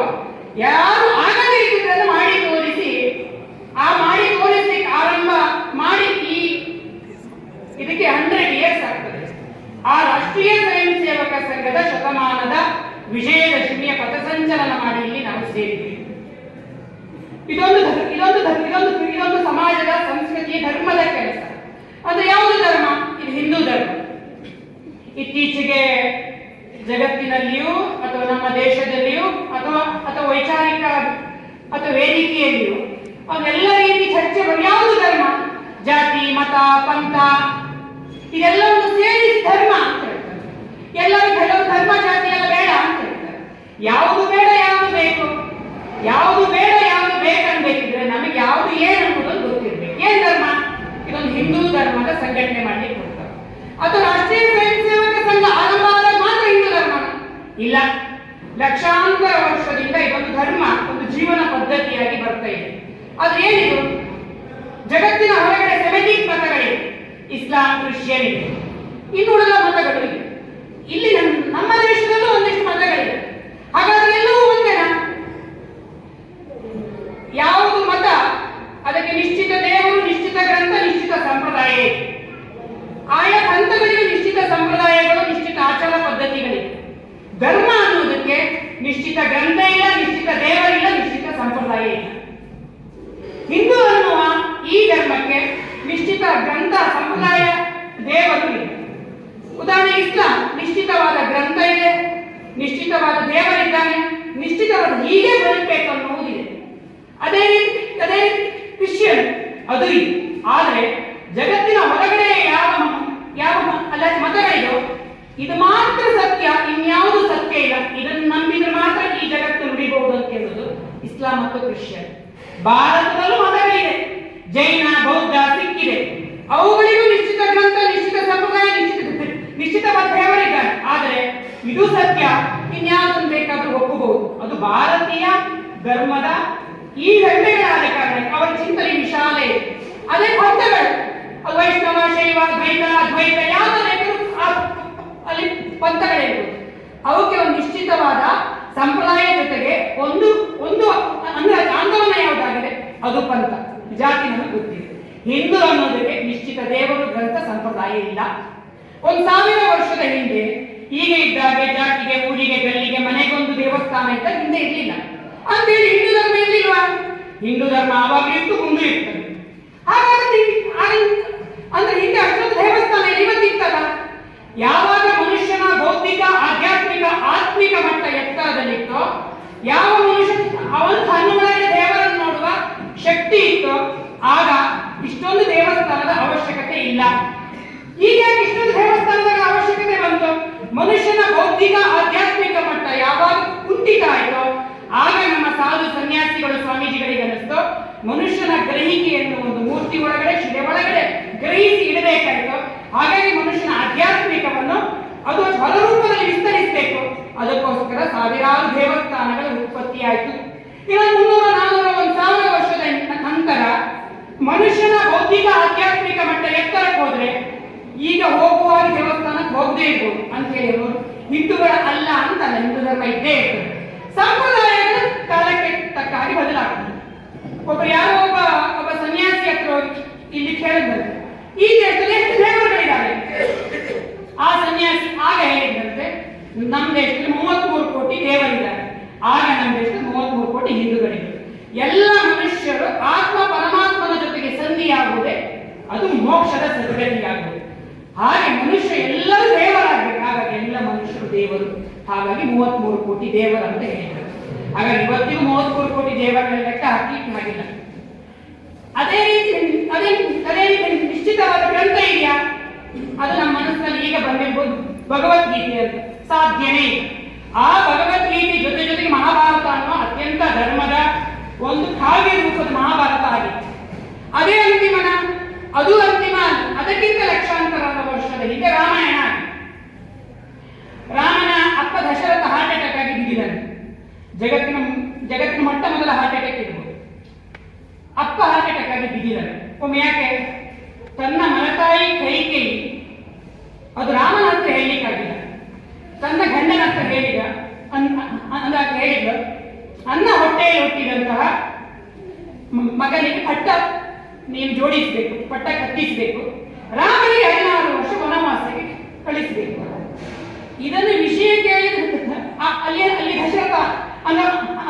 ಅಟ್ಯಾಕ್ ಆಗಿದ್ದ. ರಾಮನಿಗೆ ವಿಷಯ ಗೊತ್ತಾದ ಕೂಡಲೇ ರಾಮ ಅಪ್ಪನ ಹತ್ರ ಹೋಗ್ಬೇಕು. ಅಪ್ಪ ಹಾರ್ಟ್ ಅಟ್ಯಾಕ್ ಆಗಿ ಬಿದ್ದಿದ್ದಾನೆ, ಅವ್ನು ಓಡ್ಬೇಕಾಗಿತ್ತು. ರಾಮ ಅಲ್ಲಿಗೆ ಹೋಗಿಲ್ಲ. ರಾಮ ಸೀದಾ ತನ್ನ ಮಲತಾಯಿ ಆಗಿದ್ದಂತೆ ಕೈಗೆ ಅರಮನೆಗೆ ಹೋದ. ಕೈಗೆ ವಿಷಯ ಗೊತ್ತಾಯ್ತು. ಕೈಗೆಗೆ ತನ್ನ ಹೊಟ್ಟೆಯೊಟ್ಟಿನ ಮಗನಿಗೆ ಪಟ್ಟ ಬೇಕನ್ನುವುದು ಇದ್ದರೂ ರಾಮನ ಹತ್ರ ಹೇಳುವಷ್ಟು ಧೈರ್ಯ ಆಕೆಗಿಲ್ಲ. ಹಾಗಾಗಿ ದಶರಥನ ಹತ್ರ ಹೇಳಿ ರಾಮ ಬರ್ತಾನೆ ಅಂತ ಗೊತ್ತಾದ ಕೂಡಲೇ ಆಕೆ ಹೆದರಿಕೆ ಶುರು, ಹೊಡಿತನೋ ಬೈತನೋ ಜೋರ್ ಮಾಡ್ತಾನೋ. ಸೀದಾ ಹೋದ ರಾಮ. ಹೋದ ಕೂಡ ಅಮ್ಮ ನನ್ನ ಕ್ಷಮಿಸಂತೆ. ಆಕೆ ಏನಂತ ಗೊತ್ತಾಗಿಲ್ಲ. ನನಗೆ ಬೈತಾನೆ ಅನ್ನುವ ಸಮಯದಲ್ಲಿ ರಾಮನನ್ನು ಕ್ಷಮಿಸು. ಆಕೆ ಏನು ಮಾತಾಡ್ಲಿಕ್ಕಾಗಿಲ್ಲ. ರಾಮ ಮತ್ತೆ ಮಾತು ಮುಂದುವರಿಸಿ ಹೇಳ್ತಾನೆ, ಅಮ್ಮ ನನ್ನನ್ನು ಕ್ಷಮಿಸು. ನಿನ್ನಂತ ಅಮ್ಮ ಅಂದಾಜು ಮನಸ್ಸಿನಲ್ಲಿ ಏನಿದೆ ಅಂತ ಅರ್ಥ ಮಾಡಿಕೊಳ್ಳಲಾಗದ ಮಗ ನಾನೆಂತ ಮಗ ಅಮ್ಮ. ನಿನ್ನ ಅಮ್ಮನ ಮನಸ್ಸಿನಲ್ಲಿದ್ದ ಆಸೆ ಅಂತ ನಾನು 14 ವರ್ಷ ವನವಾಸಕ್ಕೆ ಹೋಗ್ತೀನಿ ಅಂತ ಹೊರಟೇನೆ. ತನ್ನ ಮಲತಾಯಿಯನ್ನು ತಾಯಿ ಎತ್ತರಕ್ಕೆ ಏರಿಸಿದಂತ ಸಾಮಾನ್ಯ ವ್ಯಕ್ತಿಯಾಗಿದ್ದ ರಾಮನ ಮನಸ್ಸಿನಲ್ಲಿ ತನ್ನ ಮಲತಾಯಿ ಧೂರ್ತ ವರ್ತನೆಯನ್ನು ಸ್ವೀಕರಿಸಿ ಅಮ್ಮನ ಹಾಗೆ ಸ್ವೀಕರಿಸಿರುವ ಆ ಮಾನಸಿಕತೆ ರಾಮನಿಗೆ ಬರಬೇಕಿದ್ರೆ ಲಕ್ಷಾಂತರ ವರ್ಷದ ಹಿಂದೆ ಒಂದು ಮನುಷ್ಯ ಜೀವನ ಪದ್ಧತಿ, ಒಂದು ನಾಗರಿಕತೆ ಸಂಸ್ಕೃತಿಯಾಗಿ ಬಂದ ಕಾರಣಕ್ಕೆ ರಾಮನಿಗೆ ಆ ಬೌದ್ಧಿಕ ಮಟ್ಟ ಬಂದಿದೆ. ಹಾಗಾಗಿ ರಾಮನಿಗೆ ಆ ಬೌದ್ಧಿಕ ಮಟ್ಟ ಬಂದಿದೆ ಅಂತಂದ್ರೆ ಹಿಂದೆ ಏನೋ ಇತ್ತು ಅಂತ ಅರ್ಥ. ಆ ಹಿಂದೆ ಇದೆ ಅಂತ ಆದ ಮೇಲೆ ರಾಮಾಯಣನ ಅಂತಿಮ ಗ್ರಂಥ ಅಂತ ಹೇಳಿ ಇವೆಲ್ಲವೂ ಅಲ್ವಾ? ಇವೆಲ್ಲವೂ ಹಿಂದೂ ಧರ್ಮಕ್ಕೆ ಪೂರಕ ಆಕಾರ ಗ್ರಂಥಗಳ ಹೊರತು ಅಧಿಕೃತ ಗ್ರಂಥ ಅಲ್ಲ. ಹಾಗಾಗಿ ನಿಶ್ಚಿತ ದೇವರು, ನಿಶ್ಚಿತ ಗ್ರಂಥ, ನಿಶ್ಚಿತ ಸಂಪ್ರದಾಯ. ಹಾಗಾದ್ರೆ ಹಿಂದೂ ಅನ್ನೋದು ಏನು? 1996ರ ಜೈನ್ ಮೀಸಲಾತಿಯಲ್ಲಿ ಸುಪ್ರೀಂ ಕೋರ್ಟ್ ಸ್ಪಷ್ಟವಾಗಿ ಹೇಳಿದೆ, ವೇ ಆಫ್ ಲೈಫ್, ಇದೊಂದು ಜೀವನ ಪದ್ಧತಿ, ಇದು ಧರ್ಮ. ಅದು ನನ್ನ ಮನೆಯಲ್ಲಿ ನನ್ನ ಅಪ್ಪನ ಜೊತೆಗೆ ಹೇಗಿರ್ಬೇಕು ಅನ್ನೋದಕ್ಕೆ ಪಿತೃಧರ್ಮ, ನನ್ನ ಅಮ್ಮನ ಜೊತೆಗೆ ಹೇಗಿರ್ಬೇಕು ಅನ್ನೋದಕ್ಕೆ ಮಾತೃಧರ್ಮ, ನನ್ನ ಮನೆಯಲ್ಲಿ ಏನು ಆಹಾರ ತಿನ್ಬೇಕು ಅನ್ನೋದಕ್ಕೆ ಆಹಾರ ಧರ್ಮ, ನನ್ನ ಮನೆಯಲ್ಲಿ ಹೇಗಿರ್ಬೇಕು ಅನ್ನೋದಕ್ಕೆ ಕುಟುಂಬ ಧರ್ಮ, ನಾನು ಸಮಾಜ ಹೊರಗಡೆ ಹೇಗಿರ್ಬೇಕು ಅನ್ನೋದಕ್ಕೆ ಸಮಾಜ ಧರ್ಮ, ನನ್ನ ಮತ್ತು ಪ್ರಕೃತಿಯ ಮಧ್ಯೆ ಹೇಗಿರ್ಬೇಕು ಅನ್ನೋದಕ್ಕೆ ಪ್ರಕೃತಿ ಧರ್ಮ, ಹೇಗೆ ಮನಸ್ಸನ್ನು ಇಟ್ಕೊಳ್ಬೇಕು ಅನ್ನೋದಕ್ಕೆ ಮನೋಧರ್ಮ. ಅದಕ್ಕೆ ರಾಮನೇ ಉದಾಹರಣೆ. ಅಮ್ಮ ತಾಯಿ ಭಿಕ್ಷೆ ಕೊಡಿ ಧರ್ಮ ಮಾಡಿ ಅಂತ ಎಲ್ಲ ಸರ್ಕಾರದ ದೇವಸ್ಥಾನದಲ್ಲೂ ಸಿಗ್ತಾರೆ. ಧರ್ಮ ಮಾಡಿ ಅಂತ ಕಲಿಯೇ ಧರ್ಮ. ನಾನು ಬದುಕಿ ನನಗೆ ಹಾನಿಯಾದರೂ ಪರವಾಗಿಲ್ಲ, ಅದು ನನ್ನ ಕುಟುಂಬ, ನನ್ನ ಗ್ರಾಮ, ನನ್ನ ದೇಶ, ನನ್ನ ಜಗತ್ತು. ಜಗತ್ತಿನ ಜೀವ ಸಂಕುಲಗಳಲ್ಲ, ಜೀವ ಇಲ್ಲದ ಪ್ರಕೃತಿಯ ಬೇರೆ ಬೇರೆ ಕಲ್ಲು ಮಣ್ಣು ಆಕಾಶ ಭೂಮಿ ಸೂರ್ಯ ಚಂದ್ರ ಅಷ್ಟು ಮಾತ್ರ ಅಲ್ಲ, ಜಗತ್ತನ್ನು ಸೃಷ್ಟಿ ಮಾಡಿದ ದೇವನವರೆಗೂ ಆ ಸೃಷ್ಟಿಯು ವಿಕಾಸ ಆಗ್ತಾ ಇರಲಿ, ಸೃಷ್ಟಿಯು ಸಂಚಲನ ಆಗ್ತಾ ಇರಲಿ ಅಂತ ಯಾರು ಯೋಚನೆ ಮಾಡ್ತಾರೆ ಅವನು ಹಿಂದೂ. ಜಗತ್ತು ಒಳ್ಳೆಯದಿರಲಿ ಅಂತ ಯಾರ್ಯಾರು ಯೋಚನೆ ಮಾಡ್ತಾನೆ ಅವನು ಹಿಂದೂ. ಜಗತ್ತಿನ ಯಾವುದೋ ಅಮೆರಿಕನೋ ಮೆಕ್ಸಿಕನೋ ಪಾಕಿಸ್ತಾನನೋ ಪೆರುವೋ ಫಿಜಿಯೋ ಜಪಾನೋ ಯಾವುದೋ ದೇಶದಲ್ಲಿ ಕೂತ್ಕೊಂಡಂತಹ ಒಬ್ಬ ಮನುಷ್ಯನಿಗೆ ಜಗತ್ತು ಒಳ್ಳೆಯದಿರಲಿಯಪ್ಪ, ವಸುದೈವ ಕುಟುಂಬಕಂ, ಜಗತ್ತೇ ಒಂದು ಮನೆ, ಸರ್ವೇ ಜನ ಸುಖಿನೋ ಭವಂತು, ಜಗತ್ತಿನ ಎಲ್ಲವೂ ಮತ್ತು ಎಲ್ಲರೂ ಒಳ್ಳೆಯದಿರಲಿ ಅಂತ ಯಾರ್ಯಾರು ಯೋಚನೆ ಬರ್ತದೋ ಅವನು ಯಾವ ಮತದ ಅವಲಂಬನೆ ಬೇಕಾದ್ರೂ ಮಾಡಲಿ, ಈ ಯೋಚನೆ ಬಂದವನೆಲ್ಲ ಹಿಂದುವೇ. ಇದಕ್ಕೋಸ್ಕರ ಆನ್ಲೈನ್ ಸಂಸ್ಕೃತಿ ಅಂತ ಹೇಳ್ತಾರೆ. ಹಿಂದೂ ವೈಫೈ ಅನ್ನ ಜಗತ್ತಿನ ಯಾರು ಬೇಕು ಆನ್ ಮಾಡ್ತಾರೆ, ಅವರೆಲ್ಲರೂ ಹಿಂದೂ. ಹಾಗಾಗಿ ಅತ್ಯಂತ ವಿಶಾಲವಾದದ್ದನ್ನು ಯಾವುದಿದೆಯೋ ಅದು ಹಿಂದೂ. ಆ ಹಿಂದೂ ಧರ್ಮ ಯಾರು ಆಚರಣೆ ಮಾಡ್ತಾರೆ ಅವರು ಹಿಂದೂ. ಇದನ್ನು ಆಚರಣೆ ಮಾಡುವಂತ ಯಾವ ಪದ್ಧತಿ ಇದೆಯೋ ಅದು ಹಿಂದೂ ಸಂಸ್ಕೃತಿ. ಇತ್ತೀಚೆಗೆ ಒಂದು 4.5 ವರ್ಷದ ಹಿಂದೆ ಅಮೆರಿಕದ ಸೇನೆ ಅಫ್ಘಾನಿಸ್ತಾನದಲ್ಲಿತ್ತು. ಅವ್ರ ವ್ಯಾಪಾರ ಆಗಿಲ್ಲ, ಮುಸಲ್ಮಾನರ ಮಧ್ಯೆ ಯುದ್ಧ ಆಗ್ತಿರ್ಲಿಲ್ಲ. 3.25 ಲಕ್ಷ ಸೇನೆ ವಾಪಸ್ ತಗೊಂಡ್ರು. ಏಕದಮ್ ಅಲ್ಲಿದ್ದ ಮುಸಲ್ಮಾನರ ಮೇಲೆ ಹಿಡಿದಿಟ್ಕೊಂಡಿದ್ದಂತ ಅಲ್ಲಿಯ ತಾಲಿಬಾನಿಗಳು ಏಕದಮ್ ಆಕ್ರಮಣ ಮಾಡಿದ್ರು. ಯಾರ ಮೇಲೆ ಅಂದ್ರೆ ಅವರ ಮುಸಲ್ಮಾನರ ಮೇಲೆ ದಾಳಿ. ಎಲ್ಲಾ ಮುಸಲ್ಮಾನರು ಹತ್ತಿರದ ಕಾಬೂಲ್ ಕಂದಹಾರ್ ವಿಮಾನ ನಿಲ್ದಾಣಕ್ಕೆ ಓಡಿದ್ರು. ಯಾಕೆ ಅಂತಂದ್ರೆ ಅಲ್ಲಿದ್ದಂತ ಶ್ರೀಮಂತ ವರ್ಗದಲ್ಲಿವರು ಒಂದೇ ಲಂಡನ್ ಒಂದೇ ಅಮೆರಿಕದಲ್ಲಿ ಅವ್ರ ಮನೆ ಆಸ್ತಿ ಇರು. ಎಲ್ಲರೂ ದಿನಕ್ಕೆ 1-2 ಫ್ಲೈಟ್ ಬರುವಂತ 250-300 ಸೀಟಿನ ಆ ಫ್ಲೈಟ್ ಓಡಿದ್ರು. 250 ಸೀಟ್ ಹತ್ತುವುದರಲ್ಲಿ 560 ಜನ ಹತ್ತಿದ್ರು. ಆ ಡೋರ್ ಕ್ಲೋಸ್ ಮಾಡಿದ್ರು. ರೆಕ್ಕೆ ಮೇಲೆ ಟೈರ್ ಸಂಧಿಯಲ್ಲಿ ಹತ್ತಿದ್ರು. ನಮ್ಮ ದೇಶದ ಯಾವುದೋ ಹಳ್ಳಿಯ ಇಂಟೀರಿಯರ್ ಜಾಗದ ಅಜ್ಜ ಅಜ್ಜಿಗೂ ಎಂದು ಸಿಟಿ ನೋಡದ ಅಜ್ಜ ಅಜ್ಜಿಗೂ ವಿಮಾನದ ರೆಕ್ಕೆಯಲ್ಲಿ ಸಂಧಿಯಲ್ಲಿ ಹತ್ತಬಾರ್ದು ಅನ್ನೋ ಕಾಮನ್ ಸೆನ್ಸ್ ಗೊತ್ತಿತ್ತು. ಹಾಗಾದ್ರೆ ಅವ್ರಿಗೆ ಗೊತ್ತಿಲ್ವಾ? ಗೊತ್ತಿತ್ತು. ಬದುಕಿದ್ರೆ ಸಾಕಪ್ಪ ನಾವು ಅಂತ ಓಡಿದ್ರು. ಅಲ್ಲೆಲ್ಲೂ ಆ ವಿಮಾನ ಟೇಕಪ್ ಆಯಿತು. 250-300 ಮೀಟರ್ಗೆ ಹೋದಂತ ಹೊರಗಡೆ ಯಾರ್ಯಾರು ಇದ್ರು ಹತ್ತುಕೊಂಡು ಅವರನ್ನು ಉದುರಿಬಿದ್ರು. ಆ ವಿಡಿಯೋ ನಮಗೂ ಸಿಕ್ಕಿದೆ, ಹಿಂದೆ ವಾಟ್ಸಪ್ ಅಲ್ಲಿ ಬಂದಿದೆ, ನಾವು ಆಮೇಲೆ ಯೂಟ್ಯೂಬ್ ಅಲ್ಲಿ ಹುಡುಕಿದ್ರು ಸಿಗ್ತದೆ. ಅಷ್ಟು ಭಯದಿಂದ ಓಡಿ ಅಲ್ಲಿ ಯಾರೋ ತಮಾಷೆಗೆ ಹೇಳಿದ್ರು, ಅಲ್ಲಿ ಯಾರು ಹೆಣ್ಮಕ್ಳು ಬಂದೇ ಇಲ್ಲ. ಆ ವಿಡಿಯೋದಲ್ಲಿ ಒಂದೇ ಒಂದು ಗುಡ್ಕದಾರಿ ಹೆಣ್ಮಕ್ಳಿದೆ. ಹಾಗಾದ್ರೆ ಅಫ್ಘಾನಿಸ್ತಾನದಲ್ಲಿ ಹೆಣ್ಮಕ್ಳು ಇರ್ಲಿಲ್ವಾ? ಯಾರು ತಮಾಷೆಗೆ ಹೇಳಿದ್ದಾರೆ, ಇದ್ರು ಹೆಣ್ಮಕ್ಳಿದ್ರು, ಅವರಿಗೆ 8-10 ಹೆಂಡತಿಯರು, 60-70 ಮಕ್ಕಳು, ಅವರೆಲ್ಲರೂ ಬಂದ್ರೆ ಒಂದೊಂದು ಫ್ಯಾಮಿಲಿಗೆ ಒಂದೊಂದು ವಿಮಾನ ಬೇಕಾಗ್ತದೆ ಅಂತ ಹೇಳಿ ಬಿಟ್ಟು ಬಂದರು. ಇದು ತಮಾಷೆ. ಸೀರಿಯಸ್ ಏನ್ ಗೊತ್ತಾ? ಅವ್ರಿಗೆ ಅಕ್ಕ ತಂಗಿ, ಅಜ್ಜ ಅಜ್ಜಿ, ಅಕ್ಕ, ಅವ್ರ ಅತ್ತಿಗೆ ನಾದಿ ಎಲ್ಲರೂ ಇದ್ರು. ನಾನು ಬರ್ತಿದ್ರೆ ಸಾಕಪ್ಪ ಅಂತ ಎಲ್ಲ ಪುರುಷರು ಓಡ್ಬಂದ್ರು. ಒಂದ್ ವೇಳೆ ಅದೇ ವಿಷಯ ಈ ಸಾಗರದಲ್ಲೂ ಸುತ್ತಮುತ್ತದಲ್ಲೂ ಎಲ್ಲ ಆಕ್ರಮಣ ಆಗಿದ್ರೆ ಏನ್ ಮಾಡ್ತಿದ್ರು? ನಮ್ಮ ಹಿಂದೂ ಹುಡುಗರು ನಮ್ಮ ಮನೆ ಅಕ್ಕ ತಂಗಿ, ಅಜ್ಜ ಅಜ್ಜಿ, ಅತ್ತಿಗೆ ನಾದಿನಿ, ಅಷ್ಟು ಮಾತ್ರ ಅಕ್ಕಪಕ್ಕ ಮನೆಯಲ್ಲಿ ಯಾರಾದ್ರೂ ಅಶಕ್ತರು ಅವರನ್ನು ಹತ್ತಿಸಿ ಹತ್ತಿರ ಶಿವಮೊಗ್ಗದ ವಿಮಾನ ನಿಲ್ದಾಣಕ್ಕೆ ಹತ್ತಿಸಿ ನಾವು ಹೇಗಾದ್ರೂ ಬರ್ತೀವಿ, ಅದು ನೀವು ಸೇಫ್ ಆಗಿ ಹೋಗಿ ಅಂತ. ಇದು ಸಂಸ್ಕೃತಿ. ನಮ್ಮೂರಿನಲ್ಲಿ 3-4 ಅಕ್ಕ ತಂಗಿಯರು, ಒಬ್ಬ ಹುಡುಗ ಇದ್ರೆ ಅವನಿಗೆ 35-40-45 ವರ್ಷ ಆದ್ರು ಅವರೆಲ್ಲರಿಗೆ ಮದುವೆ ಮಾಡಿ ಕೊನೆಗೆ ಅವನು ಮದುವೆ ಆಗ್ತಾರೆ. ಇದು ಸಂಸ್ಕೃತಿ. ನಾನು ಮಾತ್ರ ನಾನೇನಾದ್ರೂ ಪರವಾಗಿಲ್ಲ, ನನ್ನ ಮನೆ, ನನ್ನ ಕುಟುಂಬ, ನನ್ನ ಗ್ರಾಮ, ನನ್ನ ದೇಶ ಅಂತ ಯಾರು ಯೋಚನೆ ಮಾಡ್ತಾರೆ ಆ ಧರ್ಮವನ್ನು ಆಚರಣೆ ಮಾಡುವುದು ಇದು ಹಿಂದೂ ಸಂಸ್ಕೃತಿ. ಇದನ್ನ ಯಾರು ಆಚರಣೆ ಮಾಡ್ತಾರೆ? ಆ ಸಮಾಜ ಹಿಂದೂ ಸಮಾಜ. ಈ ಭೌಗೋಳಿಕ ಪ್ರದೇಶ ಈ ಧರ್ಮವನ್ನು ಸಂಸ್ಕೃತಿ ಮುಖಾಂತರ ಆಚರಣೆ ಮಾಡುವ ಯಾರು ಹಿಂದೂಗಳು ವಾಸ ಮಾಡ್ತಿದ್ದಾರೋ ಇದು ಹಿಂದೂ ರಾಷ್ಟ್ರ. ಹಾಗಾಗಿ ರಾಷ್ಟ್ರ ಅನ್ನುವ ಪರಿಕಲ್ಪನೆ ಅದು ವಿಸ್ತಾರ ಆಗ್ತಾ ಹೋಗ್ತದೆ. ಇದು ಹಿಂದೂ ರಾಷ್ಟ್ರ. ರಾಷ್ಟ್ರೀಯ ಸ್ವಯಂ ಸೇವಕ ಸಂಘ ಯಾವುದನ್ನು ಉಳಿಸ್ಲಿಕ್ಕೆ ಬಂದಿದೆ? ಈ ಹಿಂದೂ ರಾಷ್ಟ್ರ. ರಾಷ್ಟ್ರೀಯ ಸ್ವಯಂ ಸೇವಕ ಸಂಘ ಬೆಳಿಬೇಕನ್ನೋದಕ್ಕೋಸ್ಕರ ಅಲ್ಲ ಸಂಘಟನೆ. ಈ ಒಂದು ಒಳ್ಳೆಯ ಸಂಸ್ಕೃತಿ ಧರ್ಮ ಇದೆಯಲ್ಲ ಜಗತ್ತು ಉಳಿಲಿಕ್ಕೋಸ್ಕರ. ಹಾಗಾಗಿ ಈ ಧರ್ಮದ ಮುಖಾಂತರ ಬಂದಂತಹ ದೇಶ ಹಿಂದೂ ರಾಷ್ಟ್ರ. ಇದಕ್ಕೆ ಅತ್ಯಂತ ವೈಭವದ, ಅದೆಲ್ಲ ಕ್ಷೇತ್ರದಲ್ಲೂ ಇದ್ದಂತೆ ಅತ್ಯಂತ ವೈಭವ ಇದ್ದಂತ ದೇಶ. ಎಂತಹ ವೈಭವ? ಎಲ್ಲ ಕ್ಷೇತ್ರದಲ್ಲೂ ವೈಭವ. ಜಗತ್ತಲ್ಲಿ ಇವತ್ತಿಗೂ ನಾವು ಲೆಕ್ಕ ಹಾಕಿದ್ರೆ ಒಂದು 73-75 ಸಂಸ್ಕೃತಿಗಳಿದ್ದು, ಅದಾಚೆಗೆ ಅದು ಮಾಯಾ, ಗ್ರೀಕು, ಅದು ಪಾರ್ಸಿ, ಟುಡೋಯಿಸಮ್, ಟೂಡೋ, ಹಿಪ್ಟೋಯಿಸಮ್, ಬೇರೆ ಇವತ್ತಿಗೂ ಇದೆ. 500, 1000, 1 ಲಕ್ಷ, ಹೆಚ್ಚಂದ್ರೆ 84 ಲಕ್ಷ ಇರುವ ಯಹೂದಿಗಳು ಇಸ್ರೇಲ್ ದೇಶ. ಅದು ಭಾರತದ ಮೈಸೂರಿನ ಮಹಾರಾಜರು 1918 ಹೈಫಾ ಸಿಟಿಯನ್ನು ವಶಪಡಿಸಿಕೊಳ್ಳಿಕ್ಕೆ ಸಹಾಯ ಮಾಡಿದ ಕಾರಣ ಅವರಿಗೂ ಒಂದು ಸ್ವತಂತ್ರದ ಒಂದು ದೇಶ ಸಿಕ್ತು. ಬಿಟ್ರೆ ಜಗತ್ತಲ್ಲಿ ಯಾರು ಇಲ್ಲ. ಇವತ್ತು ಜಗತ್ತನ್ನು ಆಳಿದಂತಹ, ಜಗತ್ತಿನ ಸಂಸ್ಕೃತಿಯನ್ನು ವೈಭವಿಸಿದಂತಹ ಈ ಯಾರು 75 ಸಂಸ್ಕೃತಿಯಲ್ಲಿ ಇವತ್ತಿಗೂ ಇಲ್ಲ. ನಮ್ಮ ಹಿಂದೂ ರಿಲೇಟೆಡ್ ಅವರೆಲ್ಲ ಅದು ಇವತ್ತಿಗೂ ಹಿಂದೂಗಳಿವೆ. ಯಾಕಿದ್ದೀವಿ? ಅವರು ಯಾರು ಇಲ್ಲ ಜಗತ್ತಲ್ಲಿ. ಒಂದೇ ಮುಸಲ್ಮಾನರು, ಒಂದೇ ಕ್ರಿಶ್ಚಿಯನ್. ಜಗತ್ತಿನ ಎಲ್ಲರೂ ಮುಸಲ್ಮಾನರು ಹೋದ್ರು, ಅವರೆಲ್ಲ ಅಲ್ಲಿಯ ಮೂಲ ಸಂಸ್ಕೃತಿಯ ಹಾನಿ ಮಾಡಿದ್ರು, ಇಸ್ಲಾಮೀಕರಣ ಮಾಡಿದ್ರು. ಇವತ್ತಿಗೂ 54 ದೇಶಗಳು ಇಸ್ಲಾಂ ದೇಶ. ಅವರ್ಯಾರು ಮೂಲ ಮುಸಲ್ಮಾನರು ಅಲ್ಲ. ಇವತ್ತಿಗೂ 104 ಕ್ರಿಶ್ಚಿಯನ್ ದೇಶಗಳಿವೆ. ಅವರ್ಯಾರು ಮೂಲ ಕ್ರಿಶ್ಚಿಯನ್ರಲ್ಲ. ಯಾರು ಹಿಂದೂ ರಿಲೇಟೆಡ್ ಇದ್ದಂತಹ, ಯಾರು ಪ್ರಕೃತಿ ಆರಾಧನೆ ಮಾಡ್ಕೊಂಡು ಬಂದಂತಹ ಸಂಸ್ಕೃತಿಯವರೇ ಅವರನ್ನು ನಾಶ ಮಾಡಿದ್ರು. ಅಲ್ಲಿ ಒಂದು ಮುಸಲ್ಮಾನರು, ಒಂದು ಕ್ರಿಶ್ಚಿಯನ್. ಆದ್ರೆ ಈ ದೇಶದ ಮೇಲೆ ಈ 2500 ವರ್ಷದಲ್ಲಿ ಸಾವಿರಾರು ದಾಳಿಗಳಾಗಿವೆ. ಇವತ್ತಿಗೂ 80% ಹಿಂದೂಗಳು ಇವತ್ತಿಗೂ ಇದ್ದೀವಿ. ಜಗತ್ತಲ್ಲಿ ಸರಿಸುಮಾರು 110 ಕೋಟಿ ಹಿಂದೂಗಳಿದ್ದೀವಿ. ಹಾಗಾದ್ರೆ ಅವ್ರು ಯಾರು ಇಲ್ಲ. ಇವತ್ತಿಗೂ ನಾವ್ಯಾಕಿದ್ದೀವಿ? ಸರಿಸುಮಾರು 2500 ವರ್ಷದಿಂದ ಇಲ್ಲಿಯವರೆಗೆ, ಮೊನ್ನೆ ರಾಮ ಮಂದಿರದ ಆ ಹೋರಾಟದವರೆಗೆ 6 ಕೋಟಿ ಹಿಂದೂಗಳು ಧರ್ಮ, ಸಂಸ್ಕೃತಿ, ಸಮಾಜಕ್ಕೋಸ್ಕರ ಬಲಿದಾನ ಆಗಿದ್ದಾರೆ. ಯಾವುದೋ ರಾಜ ಮಹಾರಾಜ ಯುದ್ಧ ಅಲ್ಲ, ದೇಶ ಸಂಸ್ಕೃತಿಗೋಸ್ಕರ. ಅದಾಗಿ ಇವತ್ತಿಗೆ ನಾವು ಉಳಿದಿದ್ದೀವಿ. 1857ರಲ್ಲಿ ಝಾನ್ಸಿ ರಾಣಿ ಲಕ್ಷ್ಮೀಬಾಯಿಯನ್ನು ಹಿಡಿಬೇಕು ಅಂತ ಅತ್ಯಂತ ಕುರುದ್ರೂಪಿ ಹೆಣ್ಮಗಳು ಆ ಬ್ರಿಟಿಷ್ ವೈಸ್ರಾಯ್ ಹೇಳಿದ, ಜೀವಂತ ಹಿಡ್ಕೊಂಡು ಬರಬೇಕು. ಎಷ್ಟು ವರ್ಷ ಆಕೆಗೆ? 21 ವರ್ಷ. ಯುದ್ಧ ರಂಗಕ್ಕೆ ಆ ಜಿಲ್ಲಾ ಕಲೆಕ್ಟರ್ ಸೇನಾಧಿಪತಿ ಜೊತೆಗೆ ಬಂದ. ಆ ರಣರಂಗದಲ್ಲಿ ಯುದ್ಧ ಮಾಡ್ತಿದ್ರು. ಆಕೆ ಗಂಡಿಸ್ತು, ನನ್ನನ್ನು ಇವತ್ತು ಸೆರೆ ಹಿಡಿಬಹುದು.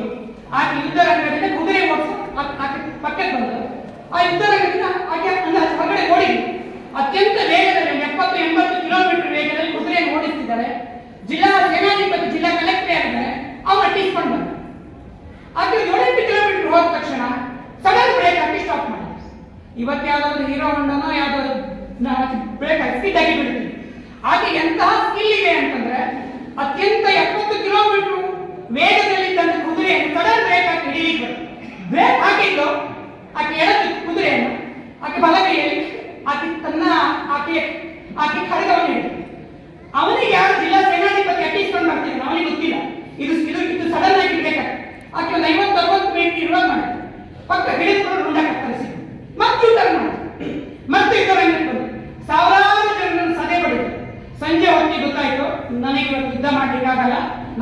ಹೋಗ್ತೀನಿ, ನಾನು ಇನ್ನೊಬ್ಬ ಪುರುಷನ ಕೈಗೆ ನಾನು ಸಿಗಬಾರದು, ನಾನು ಅತ್ಯಂತ ಪ್ರತಿವೃತ್ತಿಯಾಗಿ ಅಗ್ನಿಗಾಹುತಿಯಾಗಿ ಸತ್ತು 21 ವರ್ಷ ಆಯ್ತು. ಸಾಮಾನ್ಯ ಹೆಣ್ಮಗಳು ನಾನು ಸಾಯ್ತೀನಿ ಅಂತ ಗೊತ್ತಿದ್ರು ನನ್ನ ವಿರೋಧಿಗಳನ್ನು ಸಂಹಾರ ಮಾಡಿ ನಾನು ಹೋಗ್ತೀನಿ ಅಂತ ಜನ. ಅತ್ಯಂತ ರಾಣಾ ಪ್ರತಾಪ ಆಗ್ರಹಕ್ಕೆ ಅಕ್ಬರ 10 ವರ್ಷ ಬಂದ ಕಾಲ ಆಫರ್ ಕೊಟ್ಟ, ನೀನ್ ಬಾ, ನೀನು ನಾನು ಸಾಮಂತ ರಾಜನನ್ನಾಗಿ ಮಾಡ್ಕೊಳ್ತೀನಿ ಅಂತ ಹೇಳಿದ. ಕಾಡಲ್ಲಿ ಬದುಕಿದ ಆತ ಚಿನ್ನದ ಹಾಸಿಗೆಯಲ್ಲಿ ಮಲಗೋದಿತ್ತು, ಗಂಡ ಹೆಂಡತಿಯ ಜೊತೆಗೆ ಮಕ್ಕಳ ಜೊತೆಗೆ. ಅಂದ್ರೆ ಅವನು ಕಾಡಲ್ಲಿ ಹೋಗಿ ಬದುಕಿದ, ಹೊಟ್ಟೆ ಹಿಂದಿಲ್ಲ, ಎಷ್ಟು ದಿನ ಊಟ ಇಲ್ಲ. ಆಫರ್ ಕೊಟ್ಟರು, ಹೇಳ್ದ ನಾನು ಬದುಕಿದ್ರೆ ಹಿಂದೂ ಧರ್ಮಕ್ಕೆ, ನಾನು ಬದುಕಿದ್ರೆ ಹಿಂದೂ ಸಮಾಜ. ಮತ್ತೆ ಅಕ್ಬರನ ವಿರುದ್ಧ ಗೆದ್ದ, ಆಗ್ರಹದಿಂದ ದೆಹಲಿಗೆ ಓಡಿಸಿದ. ಮತ್ತೆ 10 ವರ್ಷಗಳ ಕಾಲ ರಾಣಾ ಪ್ರತಾಪ ಮತ್ತೆ ಮೇವಾಡದ ಸಾಮ್ರಾಜ್ಯವನ್ನು ಕಟ್ಟಿದ. ಸಾಮಾನ್ಯ ಯಾಕೆ ಸ್ವಂತಕ್ಕಲ್ಲ, ದೇಶಕ್ಕೋಸ್ಕರ, ಸಂಸ್ಕೃತಿಗೋಸ್ಕರ. ಶಿವಾಜಿ ಮಹಾರಾಜರು ಶೂನ್ಯದಿಂದ ಸಾಮ್ರಾಜ್ಯ ಕಟ್ಟಿದೆ. 1661 ಫೆಬ್ರವರಿ 3ನೇ ತಾರೀಕು ಒಂದು ಯುದ್ಧ ನಡೆದಿದೆ. ಜಗತ್ತಿನ ಅತ್ಯಂತ ಗಿನ್ನಿಸ್ ರೆಕಾರ್ಡ್ ಬುಕ್ಕಿಗೆ ಸೇರಿದ ಮೊಟ್ಟ ಮೊದಲ ಜಗತ್ತಿನ ಒಂದೇ ಒಂದು ಯುದ್ಧ ಉಂಬರ್ಕಿನ್ ವಾರ್. ಅದು ನೀವು ಆಮೇಲೆ ಹುಡುಕಿದ್ರೆ ಸಿಗ್ತದೆ. ಉಂಬರ್ಕಿನ್ ವಾರ್ ಅಂತ ಗಿನ್ನಿಸ್ ರೆಕಾರ್ಡ್ ಬುಕ್ಕಿಗೆ ಸೇರಿದೆ, ಯಾರಿಗೂ ಇತಿಹಾಸದ ಪಠ್ಯ ಪುಸ್ತಕದಲ್ಲಿ ಇಲ್ಲ. ಯಾಕೆ ಸೇರಿದೆ ಅದು? ಅದ್ಯಾಕೆ ಜಗತ್ತಿನ ಅತಿ ದೊಡ್ಡ ಯುದ್ಧ? ಇದೇ ರಾಮ ಮಂದಿರ ಧ್ವಂಸ ಮಾಡಿದ ಉಜ್ಬೇಕಿಸ್ತಾನದ ಅಂದಿಜಾನಿಂದ ಬಂದ ಬಾಬರ್ 1526 ಬರ್ತಾನೆ. ಇಡೀ ದೇಶ ಅವಲೋಕನ ಮಾಡ್ತಾನೆ, ಯಾರು ಒಗ್ಗಟ್ಟಲ್ಲಿರಲ್ಲ ರಾಜರು. 1528 ರಾಮ ಮಂದಿರ ಧ್ವಂಸ ಮಾಡ್ತಾರೆ. ಅದು ಆಗಿ ಸರಿಯಾಗಿ 135 ವರ್ಷದ ನಂತರ ಅದೇ ಅಂದಿಜಾನಿನಿಂದ ಇನ್ನೊಬ್ಬ ಕತ್ತಲಾಬಕ್ಕಾನ್ ಅನ್ನುವ ಇನ್ನೊಬ್ಬ 30,000 ಸೈನಿಕರ ಜೊತೆ ಬರ್ತಾನೆ. ಸಮರ್ಥ ರಾಮದಾಸರು ಹೇಳ್ತಾರೆ, ಶಿವಾಜಿ ರಾಮ ಮಂದಿರ ಧ್ವಂಸ ಮಾಡಿದ ಊರಿನಿಂದ ಇನ್ನೊಂದು ಮುಸ್ಲಿಂ ಸೇನೆ ಬರ್ತದೆ, ಏನಾದರೂ ಮಾಡಿ ನೀನು ಕಾಪಾಡಬೇಕು. ಶಿವಾಜಿ ನನ್ನ ಹತ್ರ ಸೇನೆ ಇಲ್ಲ, ಈಗ ಅಷ್ಟು ಸಾವಿರ ಆ ಶತ್ರುಗಳ ವಿರುದ್ಧ ಹೋರಾಟ ಸೈನಿಕರಿಗಿಲ್ಲ. ವಿಜಯದಶಮಿಯಿಂದ ಅಕ್ಷಯ ತೃತೀಯದವರೆಗೆ ಎಲ್ಲಾ ಸೈನಿಕರು ಅವರ ಸಾಮ್ರಾಜ್ಯ ವಿಸ್ತಾರಕ್ಕೆ ಹೋಗ್ತಾರೆ. ಶಿವಾಜಿ ಅಮ್ಮ ಮಧ್ಯೆ ಹೇಳ್ತಾರೆ, ನನಗೆ ಗೊತ್ತು ನೀ ಸಣ್ಣ ಮಗುವಾಗಿದ್ದಾಗ ಅದು ನಿನಗೆ ನನ್ನ ದಾಸಿ ಒಂದು ಹೆದರಿ ಹಾಲು ಕುಡಿಸಿದ್ವಿ ಒಂದು ಸಮಯದಲ್ಲಿ. ಆ ಹೆದರಿಕೆ ಹಾಲು ಒಳಗೆ ಇದ್ದಿರ್ಬೇಕು. ತಕ್ಷಣಕ್ಕೆ ನಿನಗೆ ಗಾಬರಿ ಅಮ್ಮ ಯಾಕೆ ಹೇಳ್ತಾರೆ. ತಕ್ಷಣಕ್ಕೆ ಮನೆ ಇದ್ದಂತಹ ಅಡಿಗೆ ಭಟ್ರು, ಸಹಾಯಕರು, ಸೈನಿಕರು, ಇನ್ನೂ ಯುದ್ಧಕ್ಕೆ ಹೋಗಿದಂತಹ ರೈತರನ್ನೆಲ್ಲ ಸೇರಿಸಿ 1,000 ಸೈನಿಕರು ಮಾಡ್ತಾರೆ. ಅಲ್ಲಿಂದ ಸುಮಾರು ಒಂದು 800 ಕಿಲೋಮೀಟರ್ ದೂರದ ಸೌರಾಷ್ಟ್ರದ ಕಣ್ಣ ಅನ್ನುವ ಗ್ರಾಮದ ಉಂಬರ್ಕಿಂದ ಬೆಟ್ಟದ ಹತ್ತಿರ 1966 ಫೆಬ್ರವರಿ 8ನೇ ತಾರೀಕು ಮಧ್ಯರಾತ್ರಿ ಹೋಗಿ 500 ಜನ 2 ಬೆಟ್ಟದ ಹಿಂದುಗಡೆ ಅವನು ಸಂದಣಿ ಮಾಡಿಸ್ತಾನೆ. ಮಧ್ಯಾಹ್ನ ಬಂದ 3ನೇ ತಾರೀಕು ಮಧ್ಯಾಹ್ನ ಬಂದ ಕತ್ತಲಾಬಕ್ಕಾನ್ ಸೈನಿಕರು ವಿಶ್ರಾಂತಿಗೋಸ್ಕರ ಮಲಗ್ತಾರೆ. ಫೆಬ್ರವರಿ 3ನೇ ತಾರೀಕು ಮಧ್ಯರಾತ್ರಿ 1 ಗಂಟೆಗೆ ಗಾಢ ರೀತಿಯಲ್ಲಿದ್ದಂತಹ ಮುಸಲ್ಮಾನ್ ಸೈನಿಕರ ಮೇಲೆ ಏಕದಂ ದಾಳಿ ಮಾಡ್ತಾರೆ. ಯಾಕೆ ಜಗತ್ತಿನ ನಂಬರ್ 1 ಯುದ್ಧ, ಯಾಕೆ ಗಿನ್ನಿಸ್ ರೆಕಾರ್ಡ್ ಬುಕ್ ಅಲ್ಲಿ ದಾಖಲಾಗಿದೆ ಅಂತಂದ್ರೆ 30,000 ಕತ್ತಲಾಬಕ್ಕಾನ್ ಸೈನಿಕರಲ್ಲಿ ಒಬ್ಬನೇ ಒಬ್ಬ ಮುಸಲ್ಮಾನ್ ಸೈನಿಕ ಬದುಕುಳಿದಿಲ್ಲ. ಶಿವಾಜಿಯ 1,000 ಸೈನಿಕರಲ್ಲಿ ಒಬ್ಬನೇ ಒಬ್ಬ ಹಿಂದೂ ಸೈನಿಕ ಸತ್ತಿಲ್ಲ. ಇದು ಯಾಕೆ ನಾನು ಹೇಳಿದೆ ಅಂತಂದ್ರೆ 1961 ಫೆಬ್ರವರಿ 3ನೇ ತಾರೀಕು ರಾತ್ರಿ ನಡೆದ ಉಂಬರ್ಕಿನ್ ವಾರ್ ಆದ್ಮೇಲೆ ಜಗತ್ತಿನ ಯಾವ ದೇಶವು ಭಾರತದ ಮೇಲೆ ದಾಳಿ ಮಾಡಿ ಬಂದಿಲ್ಲ. ನಾವು ಶಾಖೆಯಲ್ಲಿ ಒಂದು ಮುಷ್ಟಿ ಆಘಾತ ಮಾಡ್ತೀವಿ, ಶತ್ರು ದೂರ ಇದೆ, ಒಂದು ಜಂಪ್ ಹತ್ರ ಗಾಳಿ ಅವನು ಮೂಗಿ ಬಂದು ಹೊಡಿತೀವಿ. ಆ ಆಘಾತ ಇದೆಯಲ್ಲ ಜಗತ್ತಿಗೆ ಆಘಾತ ಮಾಡಿದೆ, ಶಿವಾಜಿ ಆಘಾತ. ಹೀಗೆ ನಮ್ಮ ದೇಶದಲ್ಲಿ ಯಾರು ಈ ದೇಶ ಸಂಸ್ಕೃತಿಗೋಸ್ಕರ ಹೋರಾಡಿದ್ದಾರೆ? ಸಾಮಾನ್ಯ ಹಿಂದೂಗಳು. ಜಗತ್ತಿನ ನಾವು ಯಾರು ಯಾಕಿಲ್ಲ? ರಾಜ ಮಹಾರಾಜರು ತಮ್ಮ ಸಾಮ್ರಾಜ್ಯ ಉಳಿಸ್ಕೊಂಡಿಕ್ಕೆ ಹೋದ್ರು ಹೊರತು ಭಾರತದಲ್ಲಿ ಸಾಮಾನ್ಯ ಜನ ರಾಜ ಮಹಾರಾಜರುಗಳಲ್ಲ, ಸಾಮಾನ್ಯ ಜನ ಸಾಮ್ರಾಜ್ಯ ಕಟ್ಟಿದೆ. ಇಂತಹ ಒಂದು ಒಳ್ಳೆಯ ಸುಸಜ್ಜಿತ ಎಲ್ಲಾ ಕ್ಷೇತ್ರದಲ್ಲಿ ಇದ್ದಂತಹ ದೇಶ ಈ ಸ್ಥಿತಿಗೆ ಯಾಕೆ ಬಂತು? ಯಾಕೆ 800 ವರ್ಷ ಮುಸಲ್ಮಾನರು, 250 ವರ್ಷ ಬ್ರಿಟಿಷರು, ಒಂದಿಷ್ಟು ಜನರ ಮಧ್ಯೆ ಯಾಕೆ ನಾವು ಇಷ್ಟೊಂದು ಗುಲಾಮರಾಗಿದ್ದೀವಿ? ನಮ್ಮಲ್ಲಿರುವ ಗೋಳೆತನ. ಇದೇ ಶೃಂಗೇರಿಯ ವಿದ್ಯಾರಣ್ಯರು ದಕ್ಷಿಣ ಭಾರತದ ಮೇಲೆ ಮುಸಲ್ಮಾನ್ ದಾಳಿ ಆಗ್ತಾ ಇದೆ ಅಂತ ಗೊತ್ತಾದ ಕೂಡಲೇ ಶೃಂಗೇರಿ ಮಠದಿಂದ ಹೊರಗಡೆ ಬಂದು ತನ್ನ ಸಹಾಯಕನಾಗಿದ್ದ ಸಾಯಣ ದೇವನ ಮುಖಾಂತರನೇ ಮಠದ ಖಜಾನೆ ಹಣವನ್ನೇ ಹೊರಗಡೆ ತಂದು ಈಗ ತಾನೇ ಮತಾಂತರಾಗಿದ್ದ ಹಕ್ಕಬುಕ್ಕರನ್ನು ಮರಳಿ ಮಾತೃ ಧರ್ಮಕ್ಕೆ ತಂದು ಇದೇ ಕಿಷ್ಕಿಂಧೆಯ ಹನುಮಂತ ಹುಟ್ಟಿದ ಆನೆಗುಂದಿಯ ಹಂಪಿ ಹತ್ರ ಒಂದು ವಿಜಯನಗರ ಸಾಮ್ರಾಜ್ಯವು ಹಿಂದವಿ ಸಾಮ್ರಾಜ್ಯದ ಸ್ಥಾಪನೆಗೋಸ್ಕರ ಸ್ಥಾಪನೆಯಾದ ಆ ಕೆಲವು ಸಾಮ್ರಾಜ್ಯದಲ್ಲಿ ವಿಜಯನಗರ ಸಾಮ್ರಾಜ್ಯ. ಎಂತಹ ಸಾಮ್ರಾಜ್ಯ?